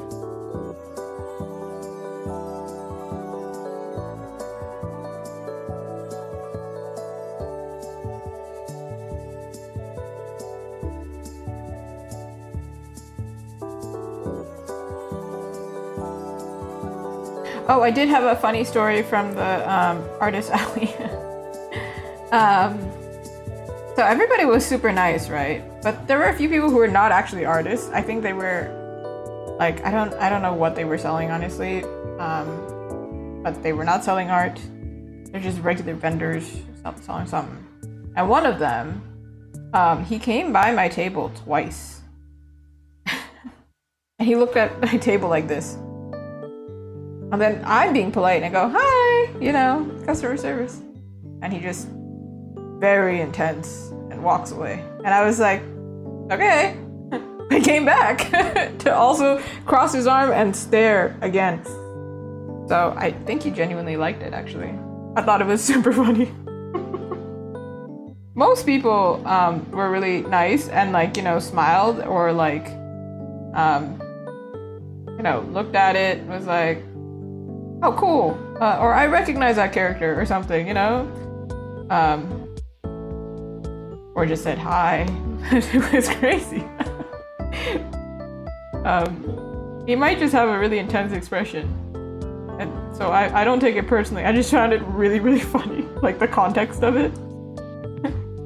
I don't want to say hello.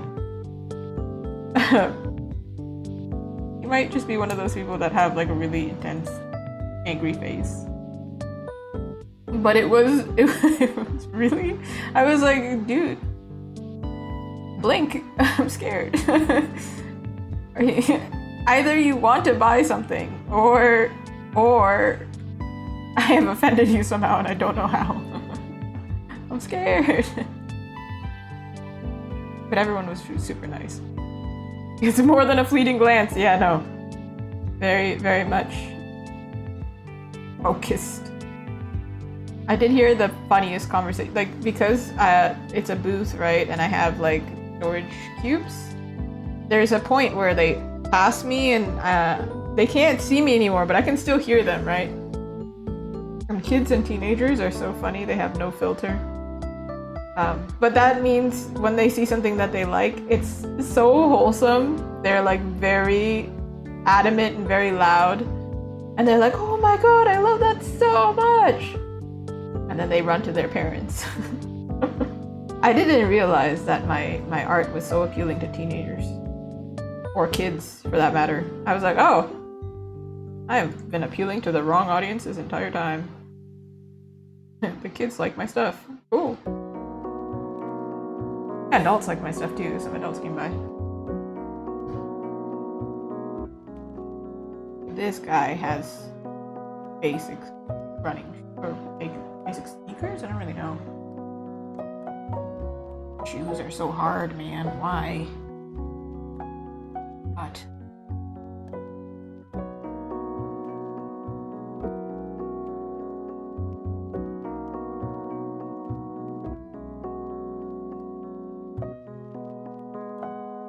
These remind me of not Kingdom Hearts shoes, but kind of actually. Like, you know, back in the day we had these like massive shoes. I don't understand why our shoes were so wide. They're huge actually. That was the style, I guess. These are very like old-fashioned. Okay, this bro, he's kind of sloppy. Looks like doesn't tie his shoelaces, which might be like a safety hazard, I think. You're working in a mechanic shop?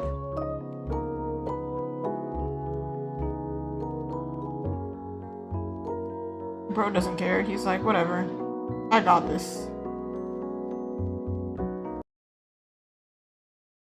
What happened? Get the heck out of me. Yes, I'm still watching. Leave me alone. I am still. It's like when Netflix asks you, are you still watching this because you haven't clicked anything and you don't move? Like, yes. Let me be a potato.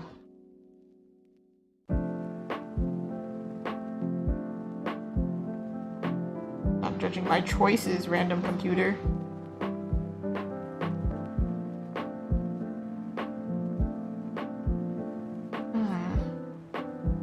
I should change the line weight, you know.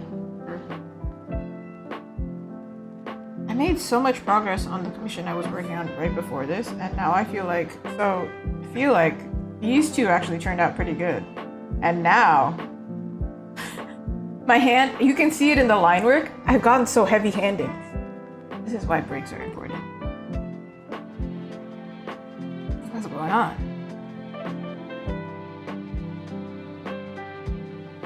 Okay.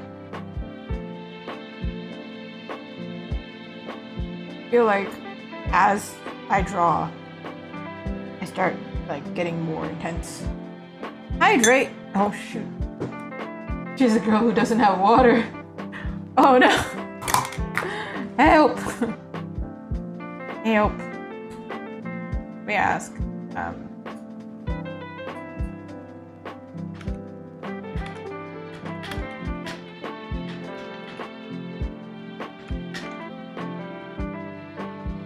I asked my mod. I was like, hey, my mod / partner. Hey, can you get me water? Hey, hey. Deliberate strokes are nice. In this case, I am very much like... Actually, I drew the iPad.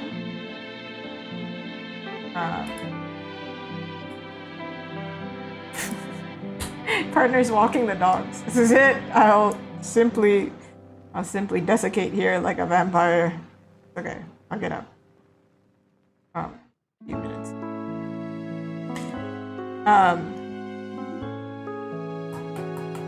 was gonna say something. Yeah, I was drawing with my iPad and I pressed so hard at some point that, like, you know when you press really hard on like a monitor or something, it distorts the actual like screen. Yeah. It's time for me to get water. Give me 2 seconds. I'm gonna say it in the chat so that I don't for some reason my chat thingy is not working. I have to manually type it in each one. Whack. BRBs getting waters. You want to see my cute cup though before I go? You want to time it? Alright. It's my cute cup. It's got a little Pichu. Not Pichu. Is it Pichu? Pichu now. They're the cute little Pokemons. I love this guy. Okay.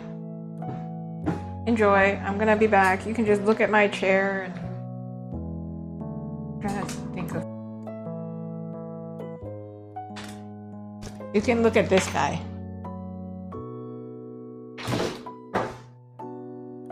He was on my tripod. Alright. He's watching you now.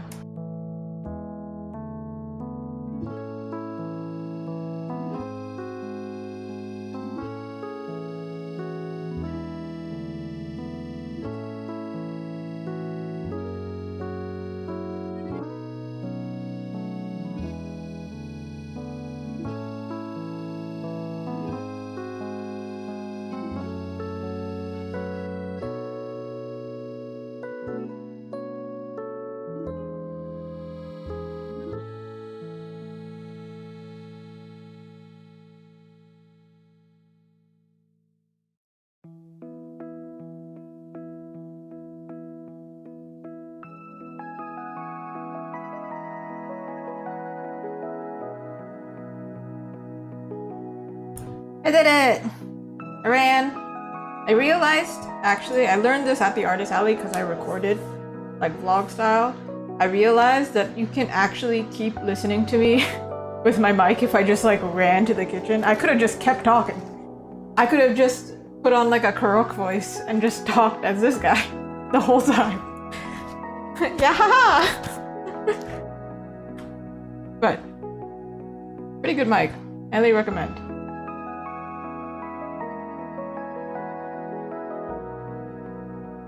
Ooh.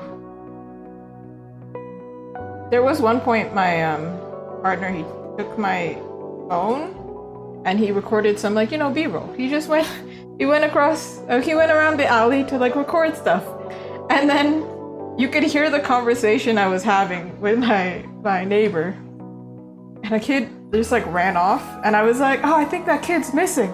I think he lost his mom. And that's all you can hear me saying on the thing. So silly. But then the further he got away, then it started to go. But I don't think that'll happen within the house. I think it would be fine. It was mad awkward recording myself in public, actually. But then my neighbor also just pulled out her phone to record. So casually, so, like, they really don't judge you because they're like, yeah, we all need to promote our stuff and market our stuff. So it's like, yeah, we're gonna... whatever. So that was really wholesome. But then as soon as, like, I leave the establishment, it's weird. I don't enjoy recording my food, but it was necessary. I feel like I don't know. I think he's fine. He's fine. I think he just needs a face. Ah, they have a range of 33. Why 33?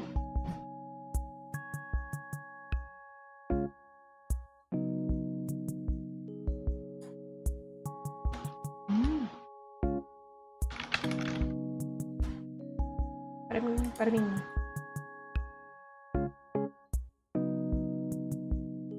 We do like a little.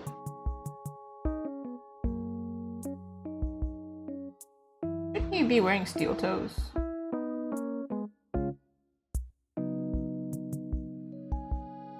My previous job, I always tried to remember to wear steel toes because if you don't wear steel toes, they gave you these little attachments that made you look like you're wearing clown shoes, and they also made like horse sounds, like that's not it, clip clop clip clop.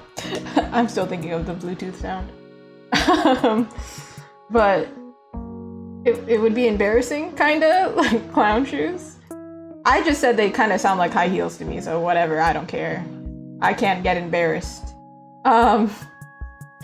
But I had this one coworker where he would forget his boots and then he wouldn't ask for attachments. And I wouldn't say anything, but then I would just be praying the whole shift going like, I hope he doesn't break his toes. Oh my goodness. Oh my goodness. Somehow he was fine. I don't know how. I'm very clumsy, so I would absolutely break a toe. And somehow that would impact my ability to draw. I don't know how, but I just know. I just know it would. I have a mild inconvenience. I'm like, oh, I'm in so much pain, can't draw. It's the season of the fruit flies. I don't understand their everything.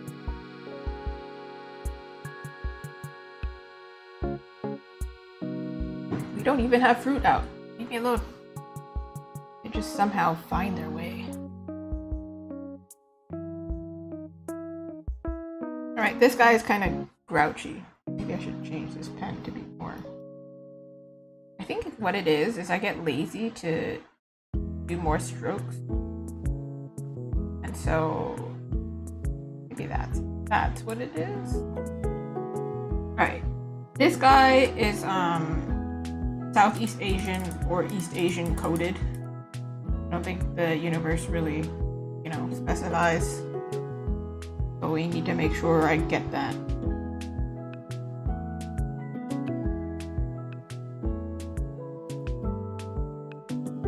I know how to draw.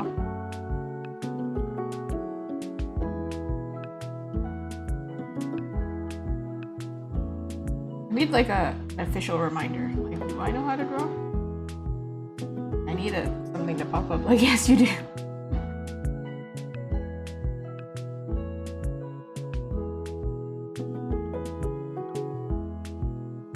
It can't just be me. Like the very first time I draw something, I'm like, I don't remember how to draw.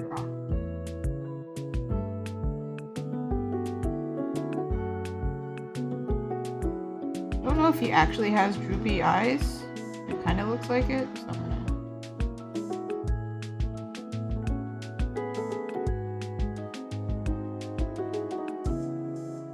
If he's grouchy, probably.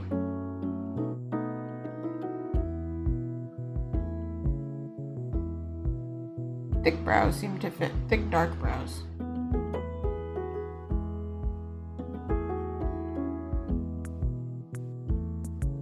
I don't know your story, but why are you so grouchy?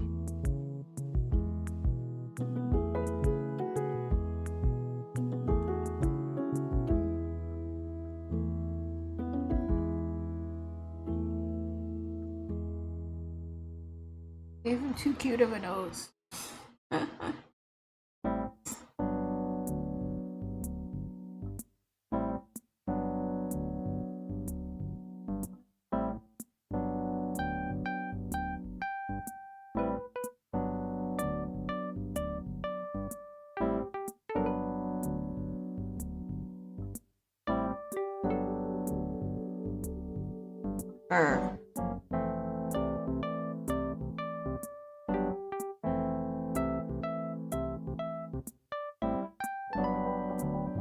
Previous artist drew him with a... I'm like assuming that the characters...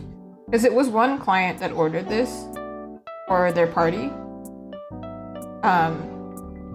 And so the character designs that I'm looking at, or the concepts, were approved by the actual players. So I'm assuming that that's like more accurate. I'm gonna go with it, hoping that that's the case.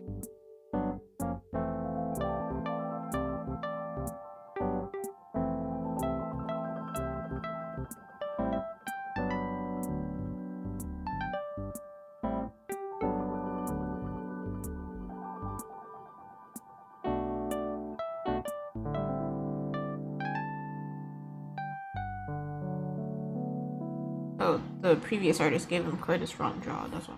Or jaw and not square, but quite angular. The chin is more pointy.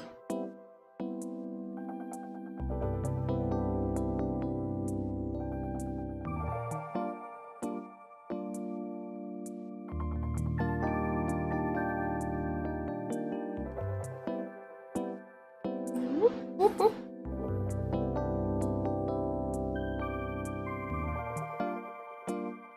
His face kind of reminds me of somebody right now. I don't know who it is. This guy does have like stubble as well, but I don't think I'll add that till afterwards.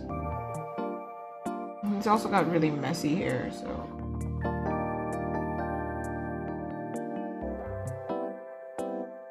One thing about Asian faces, I would know. They don't have a lot of space between our eyelid and my eyebrows, our eyebrows. Makes putting on eyeshadow a heckin' a pain.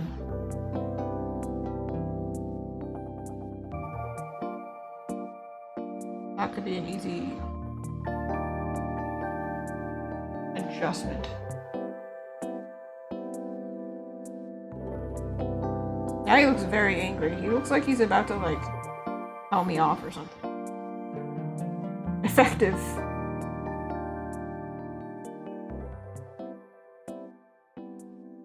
So sorry for looking at your presence. My bad. For being in your presence.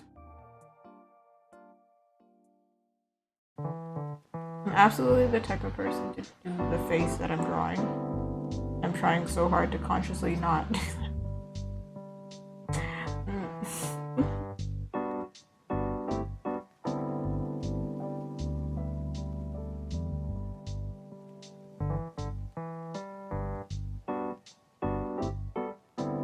Kind of a crazy long neck, I don't know. Can't see it yet. Alright, hair. Oh, very messy.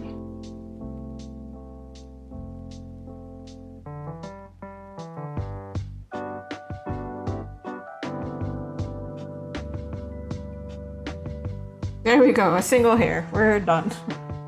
That's it. My job here complete.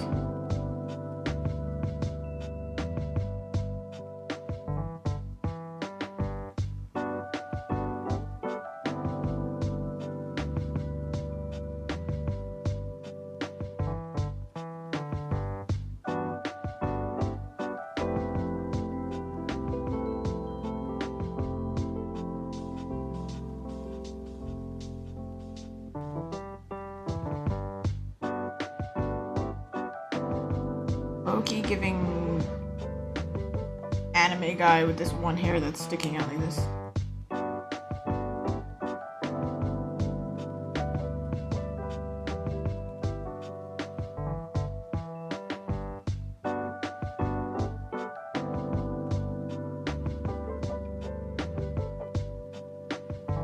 He's got a little ponytail thing going on. Half up, half down.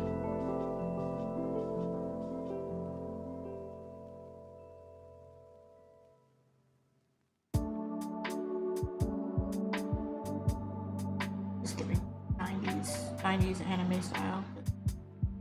Fine. Great.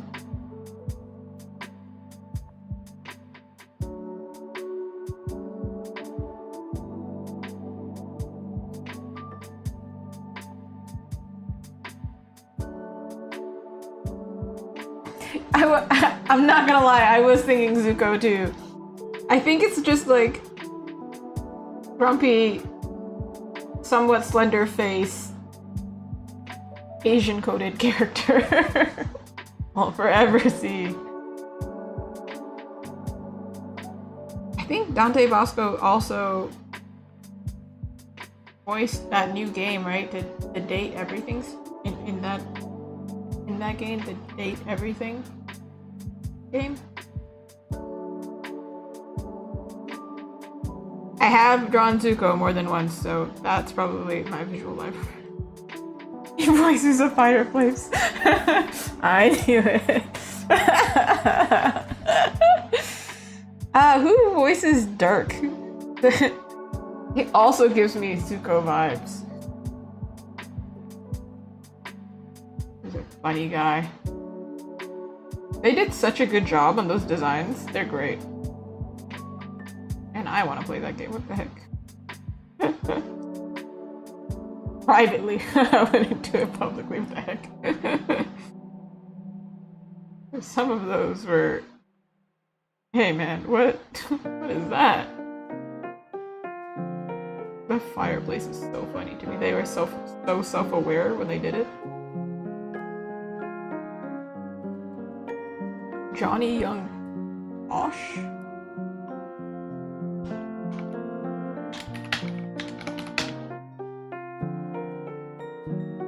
Hey. You know, his voice sounds familiar, and it might be like, yeah, based on his like history, maybe that's what it is. You know what? Good job, bro. You did great.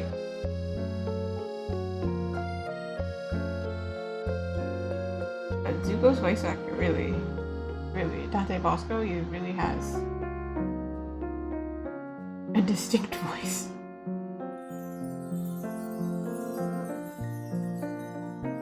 Did you know that I recently learned this, or maybe I learned it in the past, but I was reminded that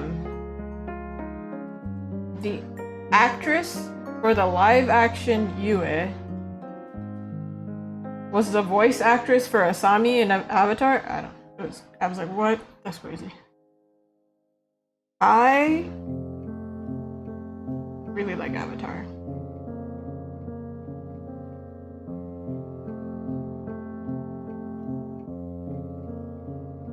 And if I was to be a bender, probably be a firebender. Man, I just really hate the cold. Can you imagine the things I could do? I could eat s'mores on my way to literally anywhere.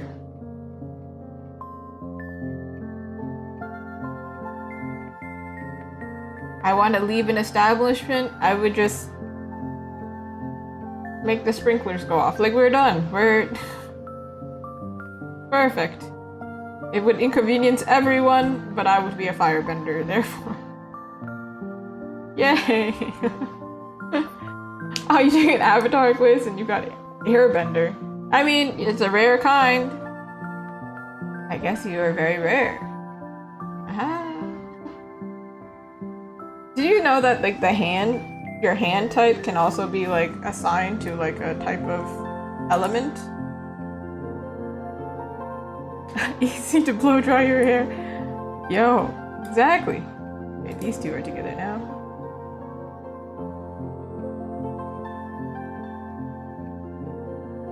I do think she's the weakest of the bunch right now, and it might be the phase, but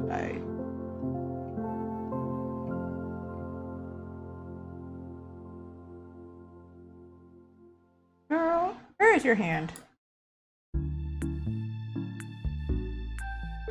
Yeah.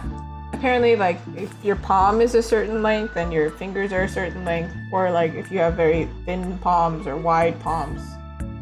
I think mine was in between fire and earth, I think. It was not one or the other.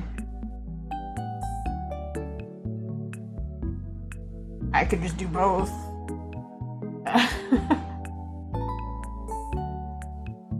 Trying to see this face. He's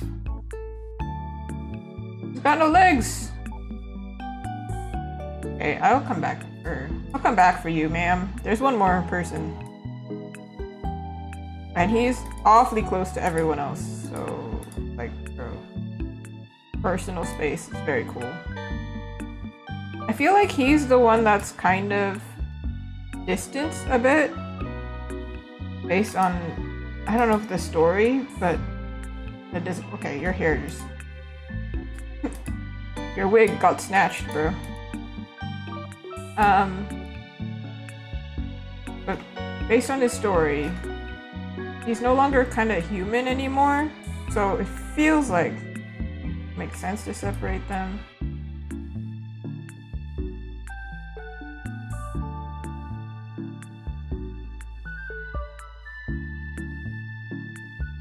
Also, then I can keep space between the middle two.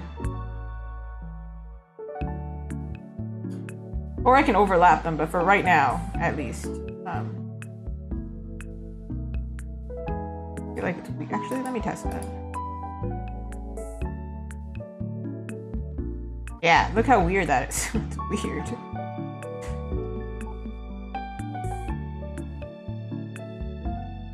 Where are their feet? Yeah. We may change her arm. I don't know. We'll figure that out. We're gonna do reindeer now. He's kind of intense. His skin is made out of concrete. Intense, huh?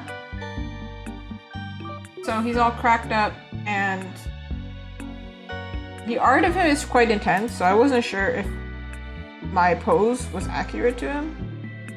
I'm kind of blending his original pose and his, like, not literal, I'm not taking the literal pose, but kind of poise, his vibe from his original version with his messed up version. His messed up version doesn't have shoes, for example. He's got no shoes! You ain't got shoes!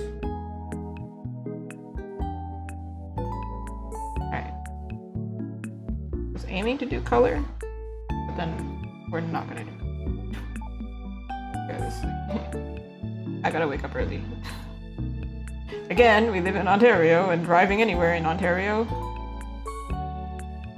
you're Canadian, you know, driving anywhere many hours means I have to wake up early. Ugh. Waking up early, the worst. Making him a buff man, kind of. Not too buff, but kind of.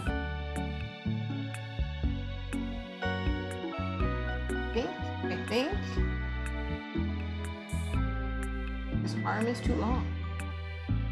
Should be mid-thigh, right? This is, and he's leaning, so really should be not that long.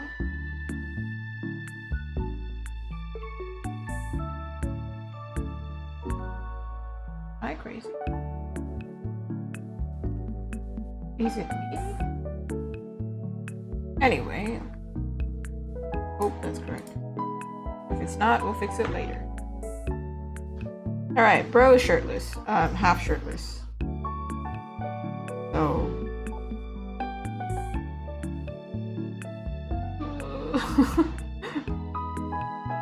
He's got his shirt. I do need a thicker line because I don't understand.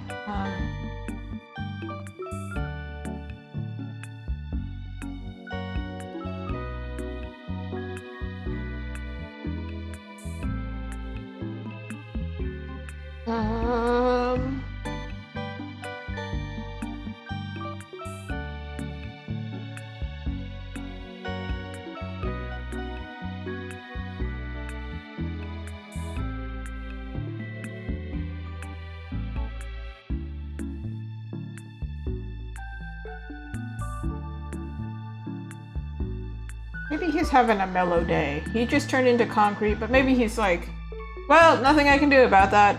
Peace and love, bro. And like his pose matches. He's just like fully accepted the fact that he's like, well, this is who I am now. I'm made out of concrete. What can you do? I don't know the story, or if his mood changing, so I have to give some kind of understanding. Okay, my theory is if you went through some kind of like a werewolf, if you went through some kind of transformation, this part of your shirt might survive, but maybe not a lot of it.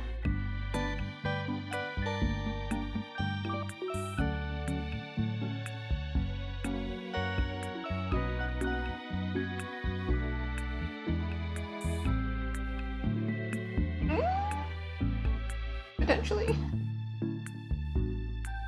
Oh, I put this hand here as if he's holding his coat closed. He does have a coat. And he's like, I'm naked under here. So maybe I have some creativity. I don't know. This like a kind of trench coat.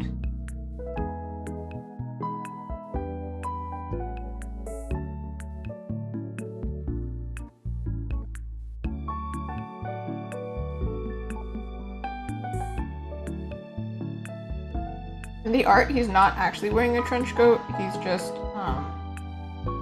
draped it over his shoulders. But I'm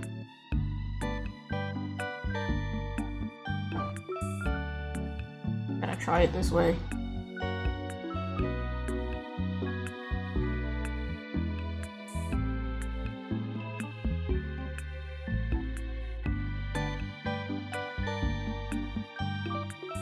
Out here.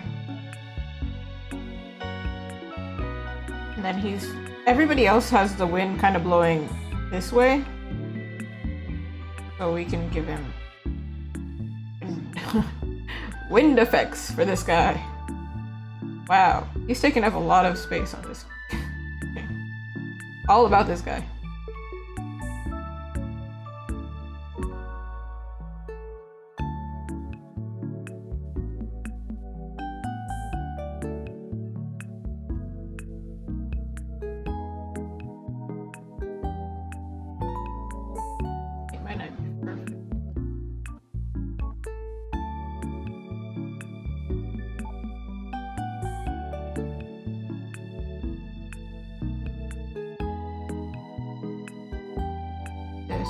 The shoulders are kind of pointy.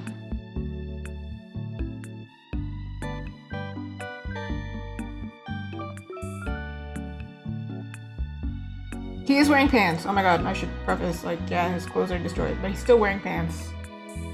He's still got pants.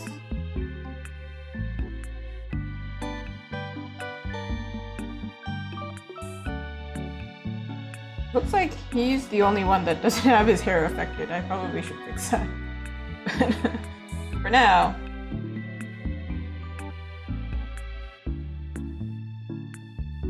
Water.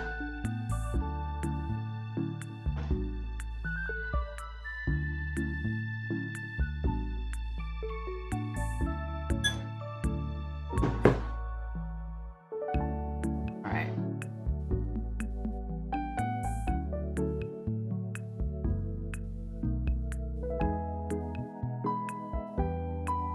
Ah, so pish posh, man.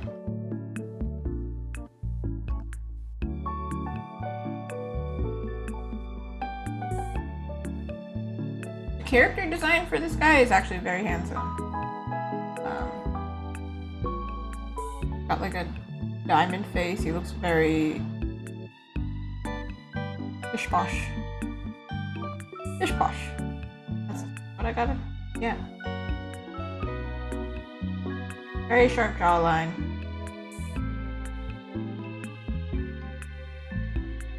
Like a model. But like maybe Silver Fox model, looks like he's older.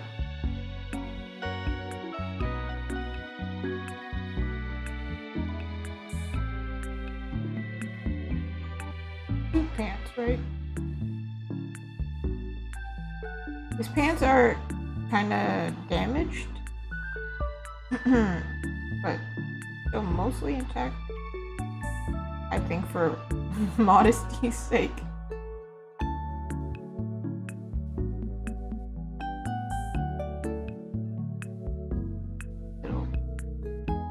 Here.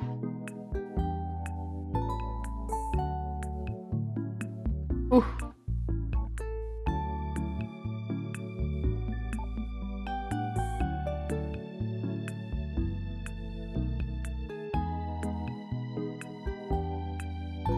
Honestly, in all the other sketches, I did draw their clothes out every single time.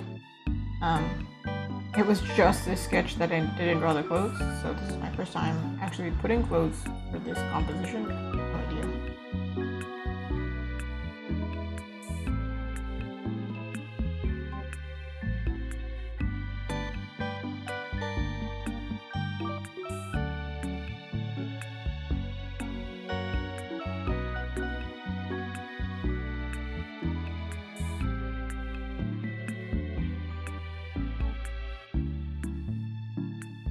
Something like that. And he has no shoes. Never mind. I was gonna draw the shoes. And then I was like, wait, never mind, sorry. Bye, bro. No shoes for you. I guess if you're concrete, shoes probably isn't the way to go.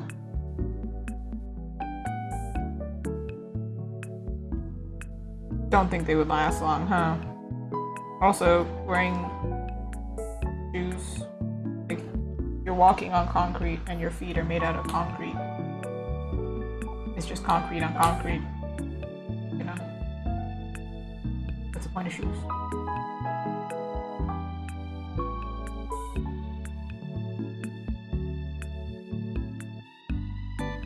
I could be made out of any material other than skin and flesh and whatever. You know those like jelly cups? I want to be the jelly inside jelly cups. Nobody asked, but now you know.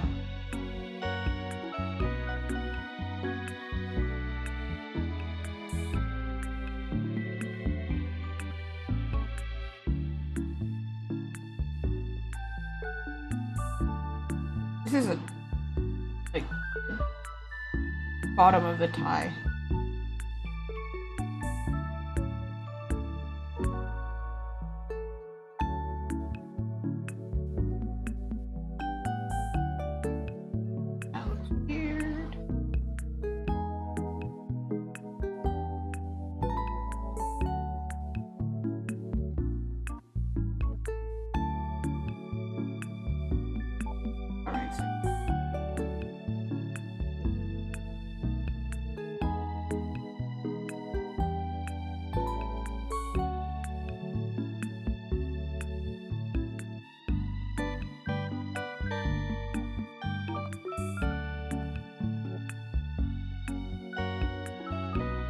So all of them are like kind of in contact with each other. So like, you know, they're leaning the same way and they're obviously touching here. This hand is reaching out here. She's touching him. He's not really in contact with anybody, but right here, he is. Jacket's touching the other character, and also he's looking at the other character. So I made sure to like do something.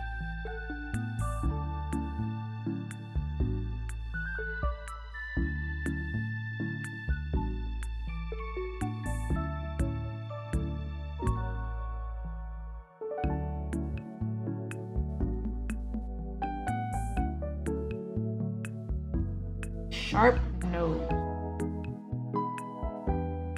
He also has a mustache.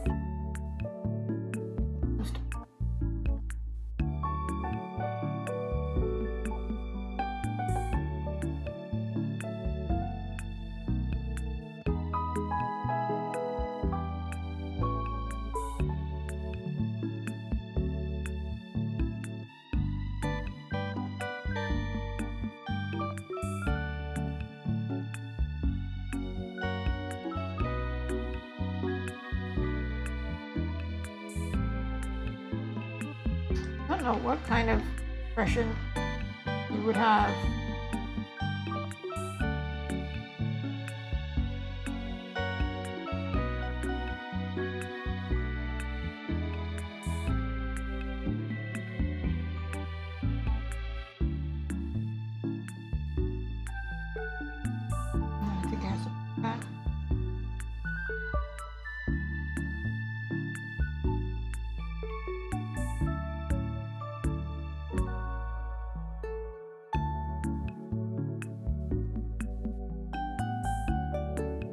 sharp jaw. And actually a diamond, but maybe it's a heart-shaped face on it. Face.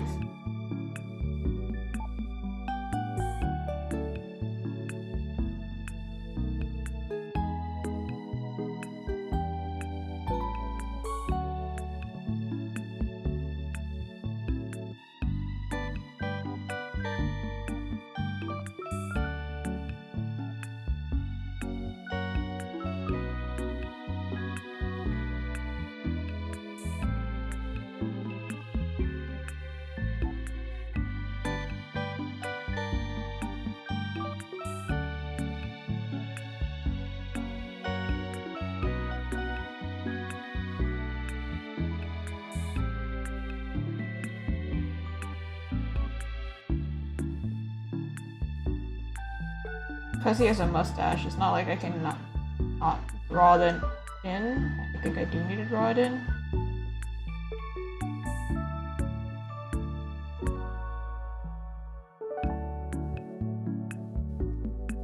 I don't know. He has a sharp nose, so I understand this part is sharp, but the rest of his nose.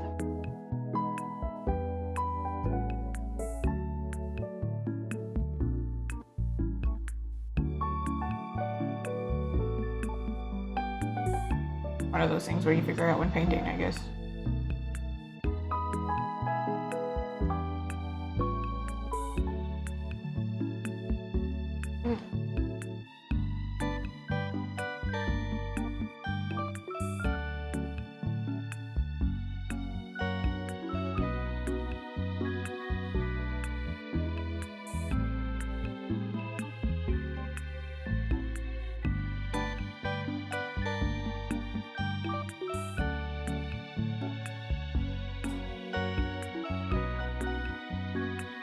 Ooh. Maybe.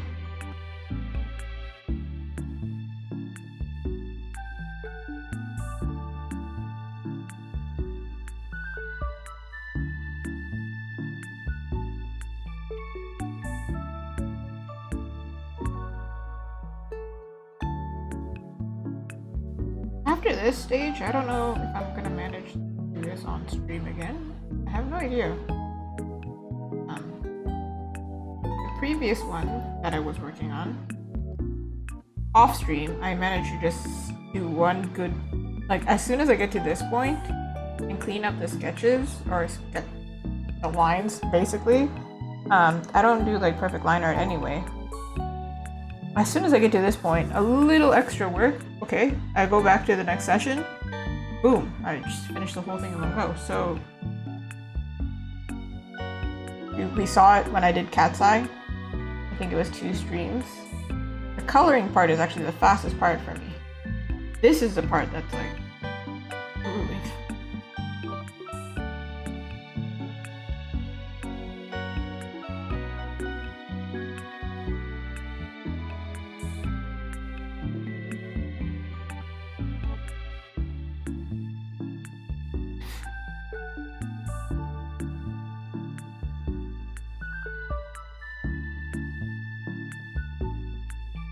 Alright, I'm gonna go through and I'm gonna erase the sketch lines that I don't need so we can actually see what they look like all together. First, we have Edie here.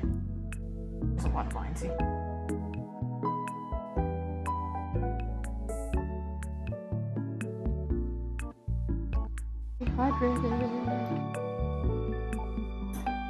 Very hot in here.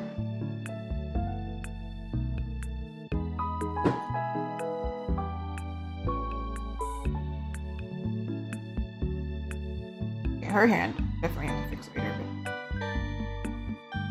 the legs, we don't need the info.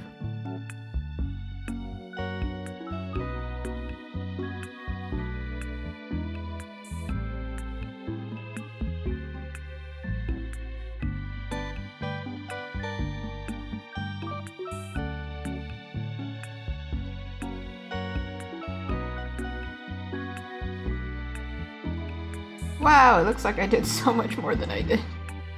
I think this actually might be a straight line, but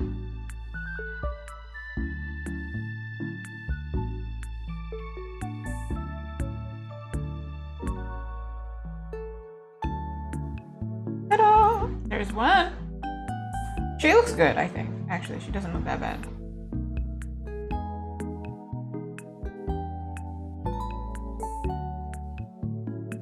This color, clean up a little bit. She's probably well on her way.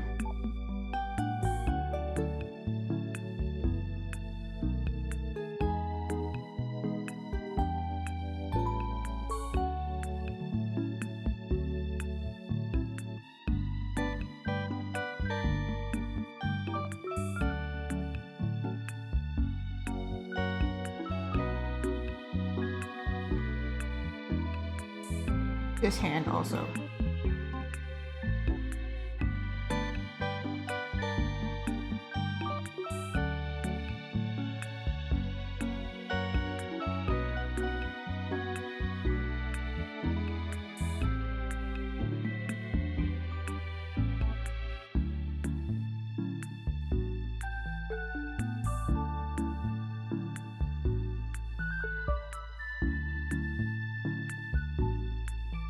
Ooh.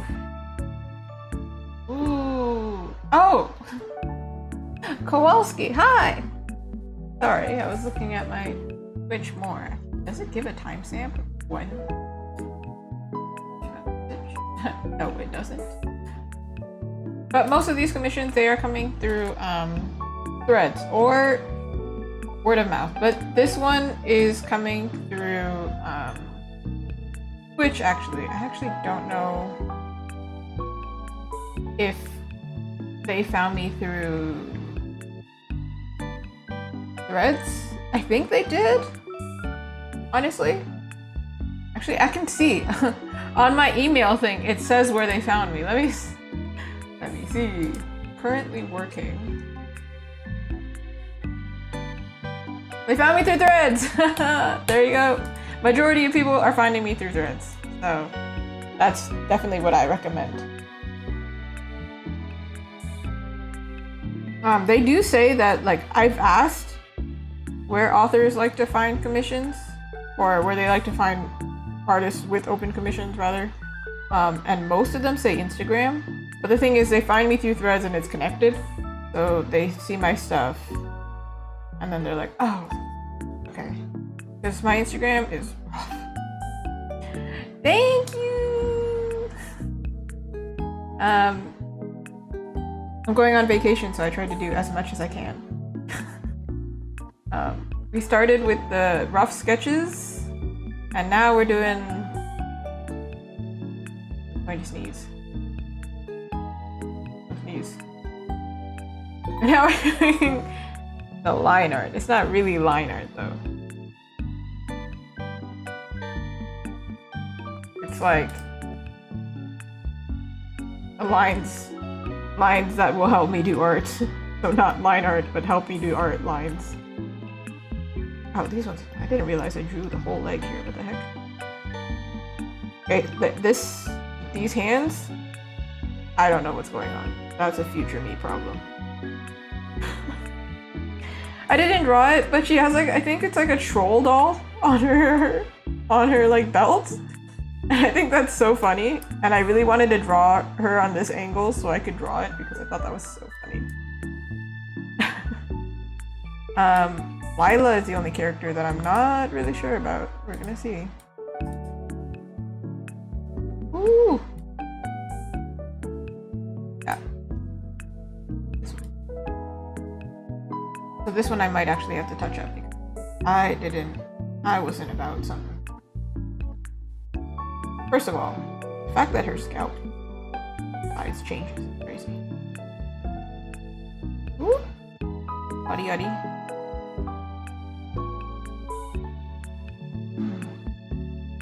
Woo! Thank you so much! I think sometimes they're low-key, the streams. Other times they're very excitable. But they're fun. I'm interesting to watch. Yeah. Well, to be fair as well, I have my mod, my partner / mod. Oh, spoiler, spoiler. And he tells me, "Hey, you've been stuck on a part for a long time. I can see the analytics. Maybe you want to switch?" And I'm like, "You right." Normally when I draw, I think I'm a lot less entertaining.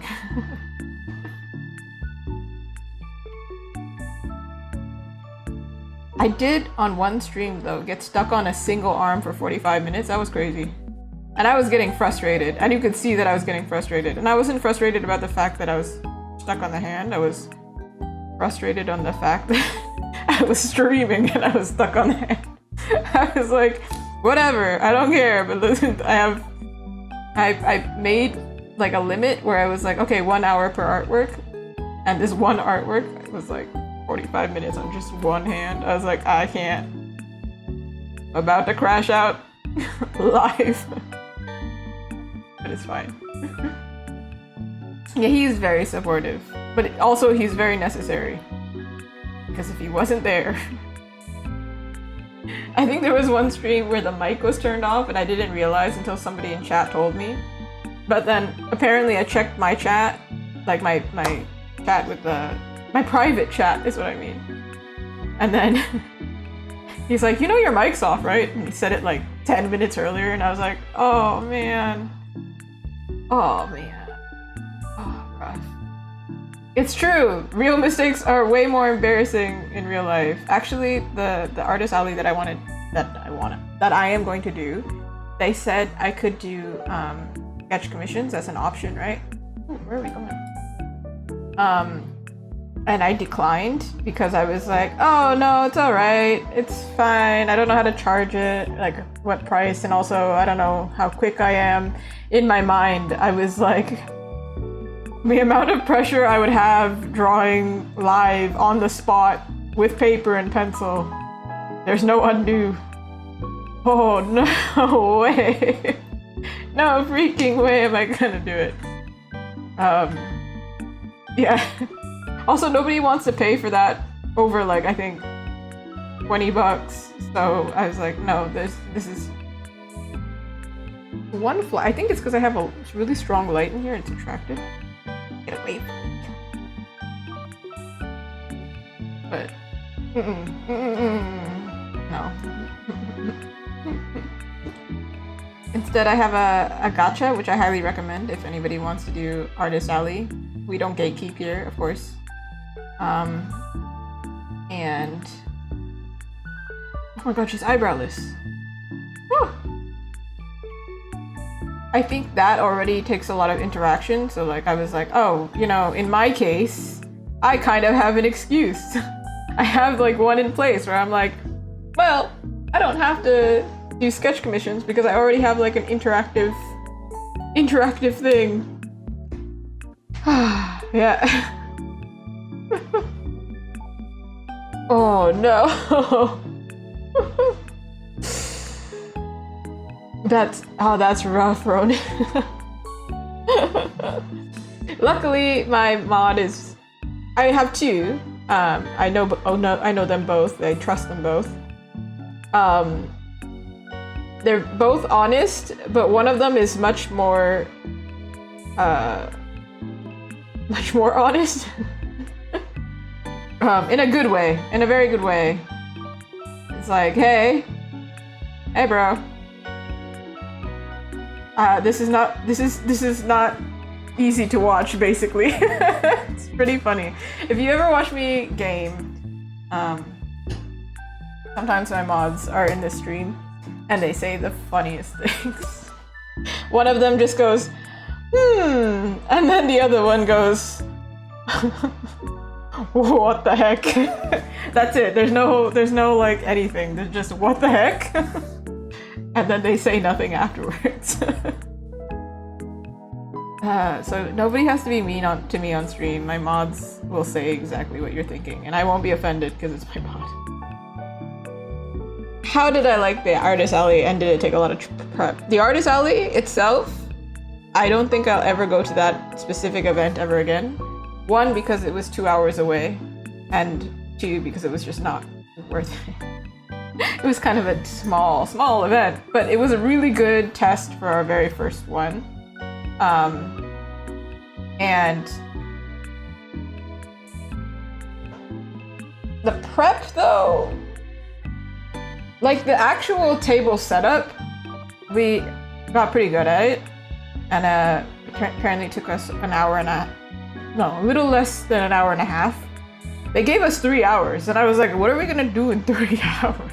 I don't think we need 3 hours. I think we perfectly, like, we got there at the right time, perfectly. But the actual preparation in terms of merchandise and planning. I think I got accepted in either June or July, and then, or no, it might have been even late May, honestly. I cannot recall, honestly. I'm on the wrong layer, hold on a second. Girl? And because I had to order product, I want to say it took a month for the products, like manufactured products. That part was no concern to me. What I was concerned with was the products that I was making, because I have a sticker cutter and a printer, and I messed up with my printer many times.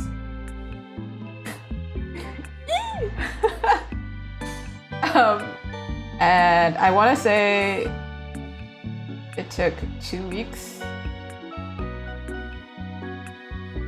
and I was very stressed.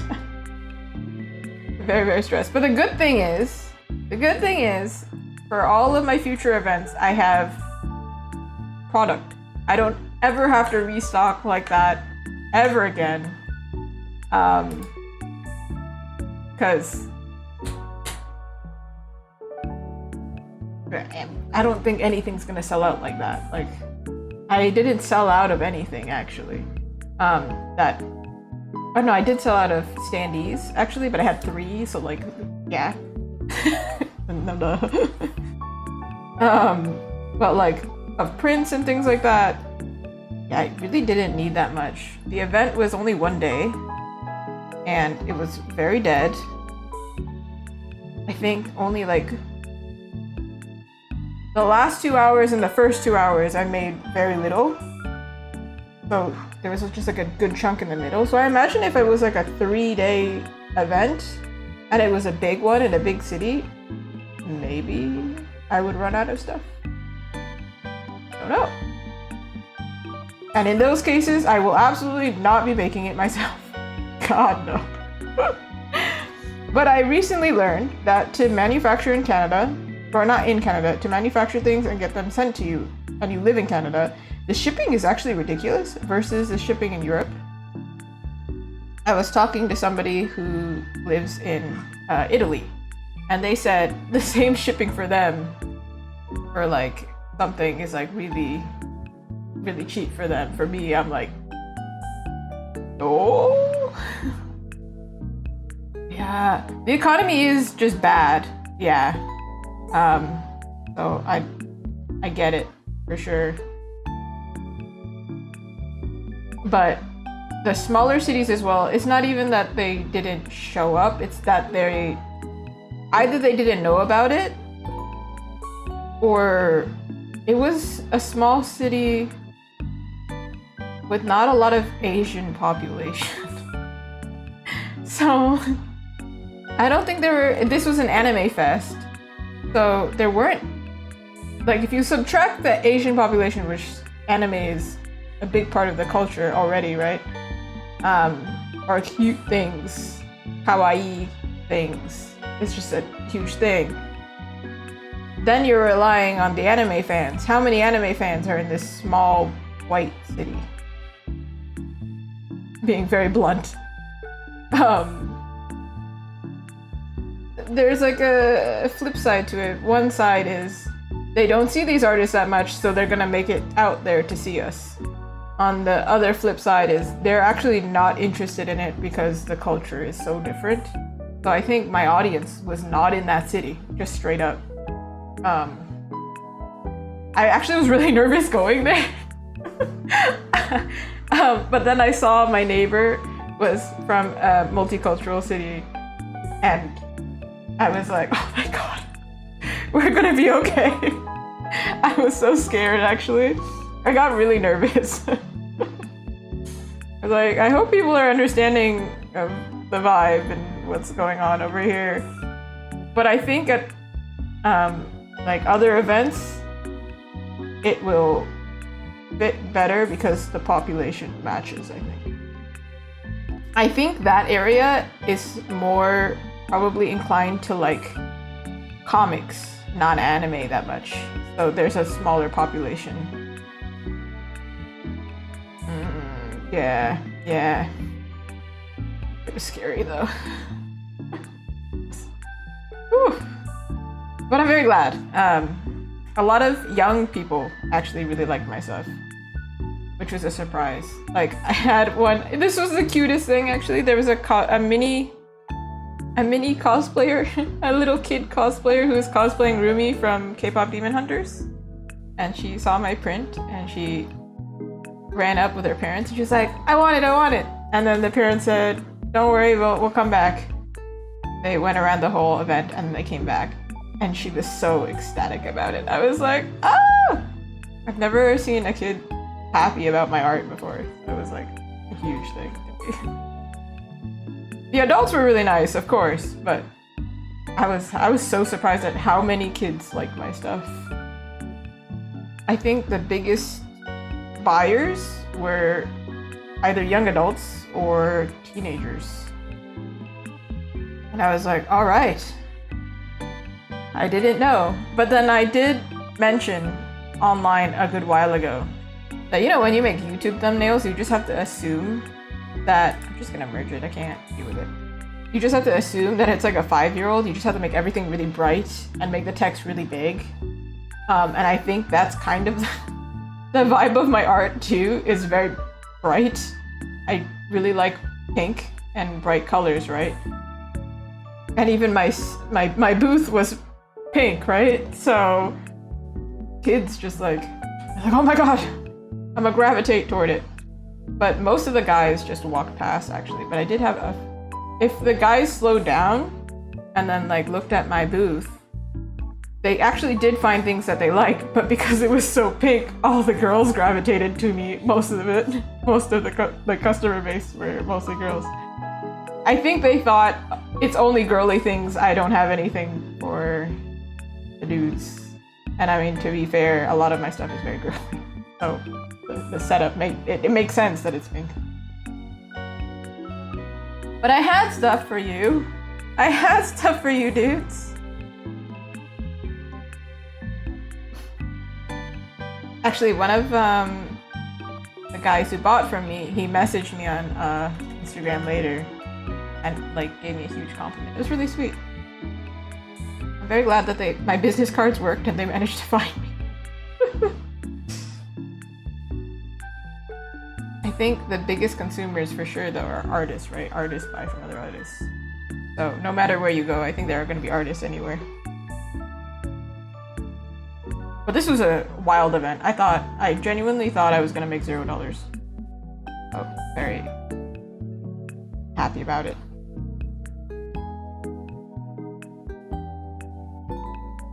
I think my next event is coming. What is going on with your neck, girl? You don't have neck muscles. It's coming then like end of September. And I think it probably will do a little bit better. Because we have a lot of like I don't know what to say. We have a lot of kawaii stuff here.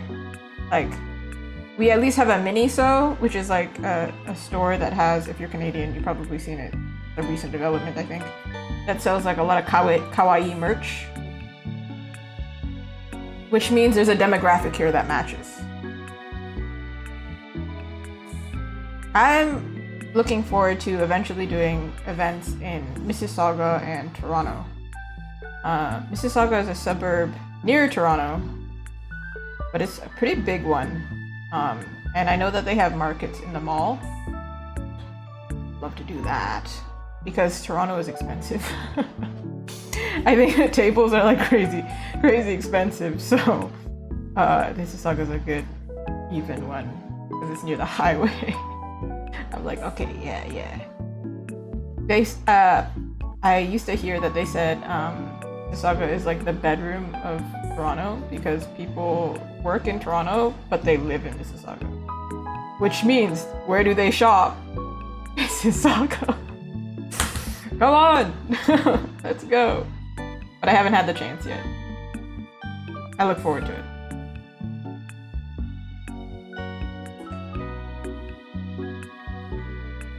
I'd absolutely love to sell in Toronto too, but I mean, I did get to get Toronto Game Expo, but it's an event that happens twice a year, and I've never been to Toronto Game Expo. But it's in a very popular area.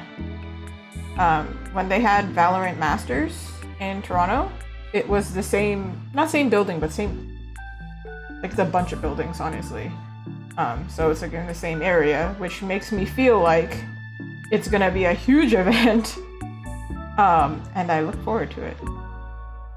But also I make a lot of gamer stuff, so I feel like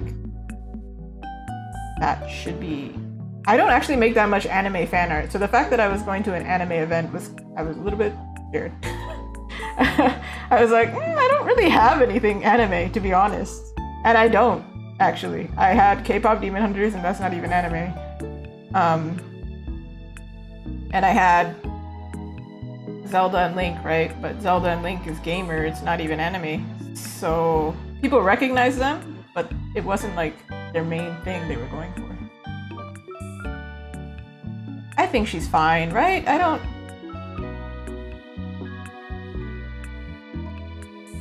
Oh, I think this line is wrong. Maybe that's what's tripping me up. Like,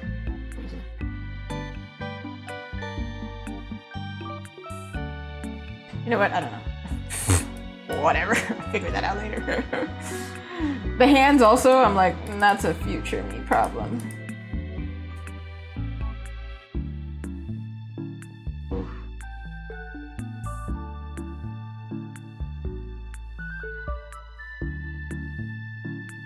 Yeah, I think the recent anime, I was in somebody else's stream a good while ago,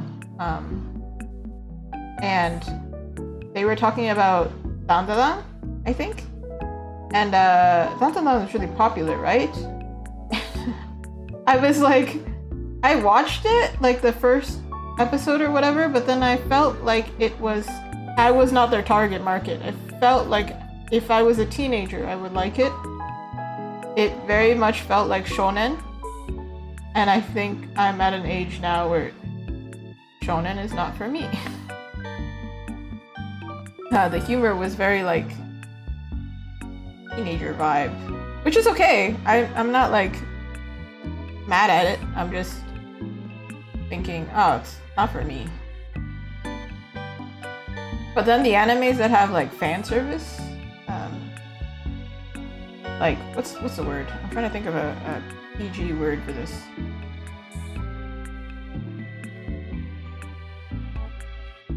Impolite fan service is what I'm gonna call it, okay? I'm trying to keep it PG. Then I'm kind of like, I'm too aware now. I don't like that.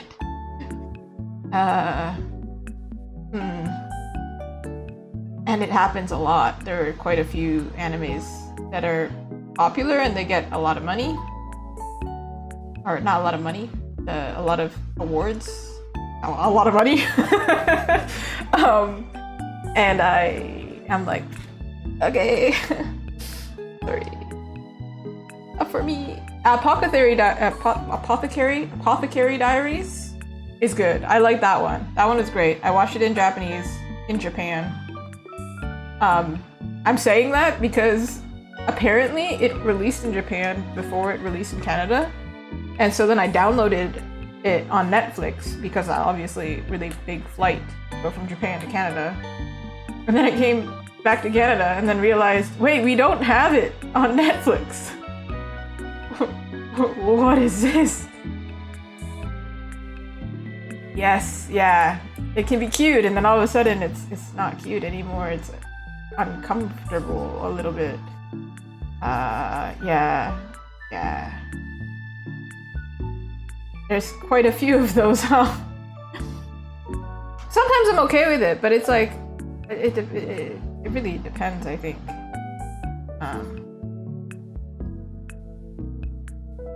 Is it tasteful? Does the story have any substance aside from these weird, like, I think that's the big thing actually. Like, it's relying on these tropes or something, and then it's not, the story isn't good. So then I'm like, why am I watching this? I don't need that. If I needed to see something, I could just draw it. I'm here for the story and the cool art most of the time. Where is your hair, bro? Okay. There was another anime that I thought was... I don't know if this is good, but I just started watching it because it's on Prime Video. Yes, I do have Netflix and Prime Video. Entertainment. I love entertainment. I started watching... This is a mature anime, so if you're a teenager, maybe you shouldn't watch this. Banana Fish. And I think I'm like in episode 3, and I'm already like, oh my god, what the heck, man. This is a mature anime for sure. Every episode I'm like, what is going on? I could not watch this as a teenager. I don't think I can even watch it now as an adult. Like, oh my god. So, I'm enjoying it though. I'm like, oh, okay, yeah, there's definitely some story element here, and the art is great. But I think it's an old one, right? So maybe that's kind of it. Like, some of the things are old. I think the animation studio is also Appa. So. Yeah, it is old. The manga's from 1985 to 1994. She's a nostalgic girly. I actually do have 2 anime prints. And the thing is, the only person who bought the anime print, one, didn't know what the anime. And then the other person who recognized it didn't even remember the anime name. Didn't buy it, but recognized it. Like, oh, isn't that character from that magical girl anime? Because the anime that I like is like so old. And I don't make anime fan art that's like recent. I only make fan art of things that I really like. Otherwise I feel like I'm selling my soul, and also I don't think I can do it well because I don't know the story or whatever. So also I'm not gonna have the things that they want at an anime convention. I still want to go to Anime North though. Hey, Anime North. Take me. Okay, now the wind is going the right direction. I don't really know if it works that well, but... Oh my god, he has a forehead. Okay, I aim to be done like now, but I was yapping, so I have to fix his hair. And it's okay that I'm yapping. That's the joy. I don't know, it's a thing with streams. Apparently I've heard it's more likely to pop off at the end of the stream than for me, because I don't stream for a very long time. Or maybe I kind of stream for a long time, but like the longer I stream, the more it goes up. So I guess that's why there are those streamers that stream for forever. But my limit is, I think, 6 hours. I can't stream more than 6 hours. I start to lose my mind. And I'd always try not to offend people, but I know I'm gonna say something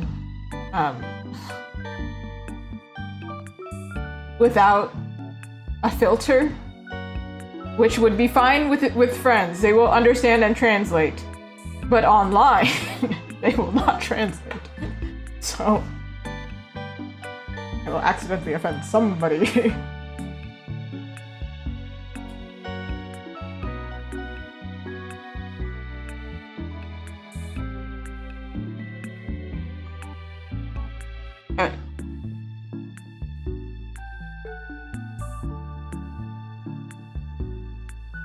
Yeah. I think he looks fine. She's alright. I think she's something wrong with her. That's something you can't say out off like a drawing stream. Something's wrong with her. Okay, I will fix her later, but I do think her body is just not. Like, I think it's her arm right here is not correct, but I can't figure out this hand, so like, you know, yeah. Yeah, okay? Just like, we'll have faith. Okay. My dude.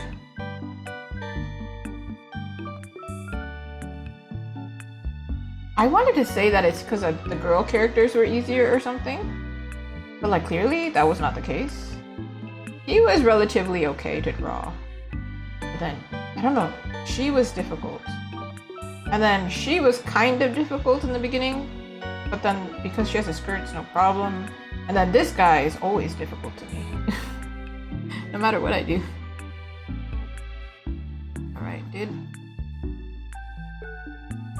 even when I was drawing this, I didn't understand what was going on.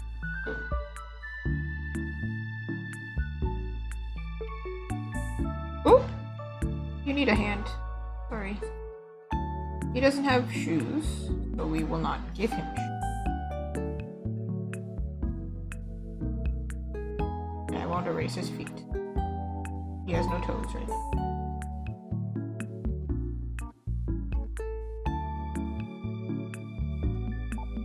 I feel like he looks broken because of all the detail up top. Like his body broke. Like his clothes are not fitting his body properly. However, and I just show what they all look like before this. Alright. This is them from today, right? This is them also from today. So I think my client will be okay with this update. Because in comparison, sorry, I'm trying to like move this over here and it doesn't want to. Okay, gotta do like this. Okay.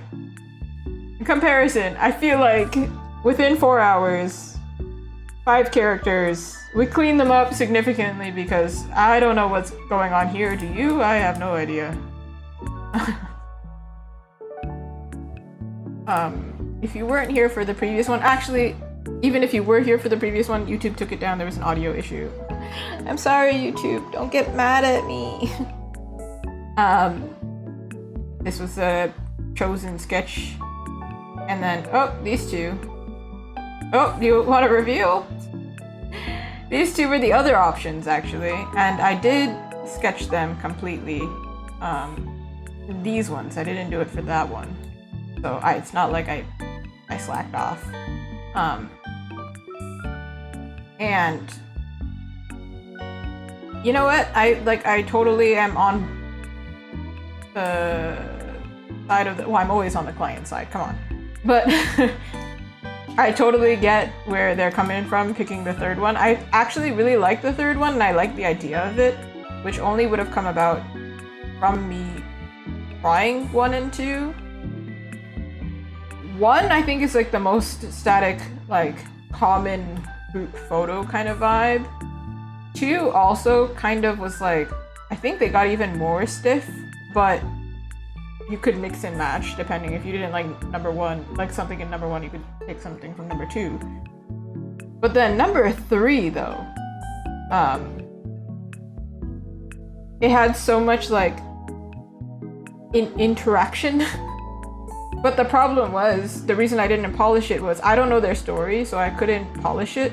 Because I was like, I'm gonna do this because I feel like it'll look good. But I don't know if their character works this way. Also, I'm realizing part of the reason I don't like how I did this character is she's supposed to be looking at them, so my bad. Yeah, 3 feels like yeah, like a poster. I can't think, like a promotional thing, like you clip it of like a preview or something like that.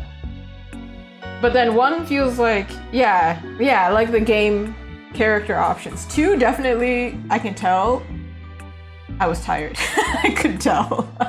You know that you're tired when you look back and you're like, damn, that's what happened, huh?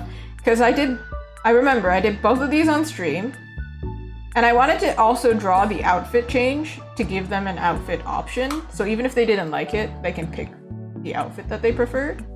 And then, of course, we went with 3. Of course. But 3 I did off stream, and then I was worried that my client had been waiting too long. I typically, very transparent, I typically get my clients' feedback within 1 to 2 weeks. Sometimes it's 2 weeks because I got sick, we had vacation, something happened, blah, blah, blah. Sometimes it's 2 weeks because the client was busy, couldn't get back to me. If it's over 2 weeks, I start panicking. Or if it's over 2 weeks, something went wrong with the email. And then I actually tell my clients if it's been 2 weeks, they should probably message me because I'm not supposed to be missing for 2 weeks. Keep me accountable. You spent money. So that's what we did today. We went from here to here. Definitely gonna continue working on it. I don't really like Lila right now, but I like everybody else, I think. I'm not sure. This is one of those things where you can clearly tell I got a little bit tired the more I went on. So it's like I have to do it when I'm not tired. I'm not allowed to do any more now. I should not. Also, I'm not gonna lie, I think I got a little bit burnt out from prepping for this artist alley and also doing commissions, very big commissions. I'm working on other ones as well. So, not gonna lie, it's kind of dying. So, I'm very happy to be going on a vacation for like a week. It's a little less than a week, but I'm going to the beach and I hope it doesn't rain. But it's also going to be, I'm not gonna tell you what day it is, but it's gonna be my birthday. So, woo! Well deserved, I think. Right, because I am going on vacation, I do need a breakdown. I'll put a vacation schedule for the streams on Twitch, but I won't be here for the next streams. I won't be here for, let me double check. I don't know my calendar.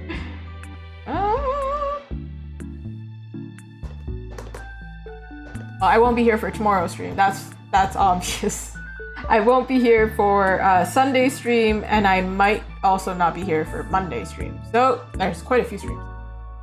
But until the next stream, I'll tell y'all. But thank you so much to Abby for the raid. Thank you for Kowalski for finding me on YouTube. Let's sleep. It's 12 a.m. here, so let's all get rest, stay hydrated. I need to find the button. All right. Thank you so much. Bye-bye.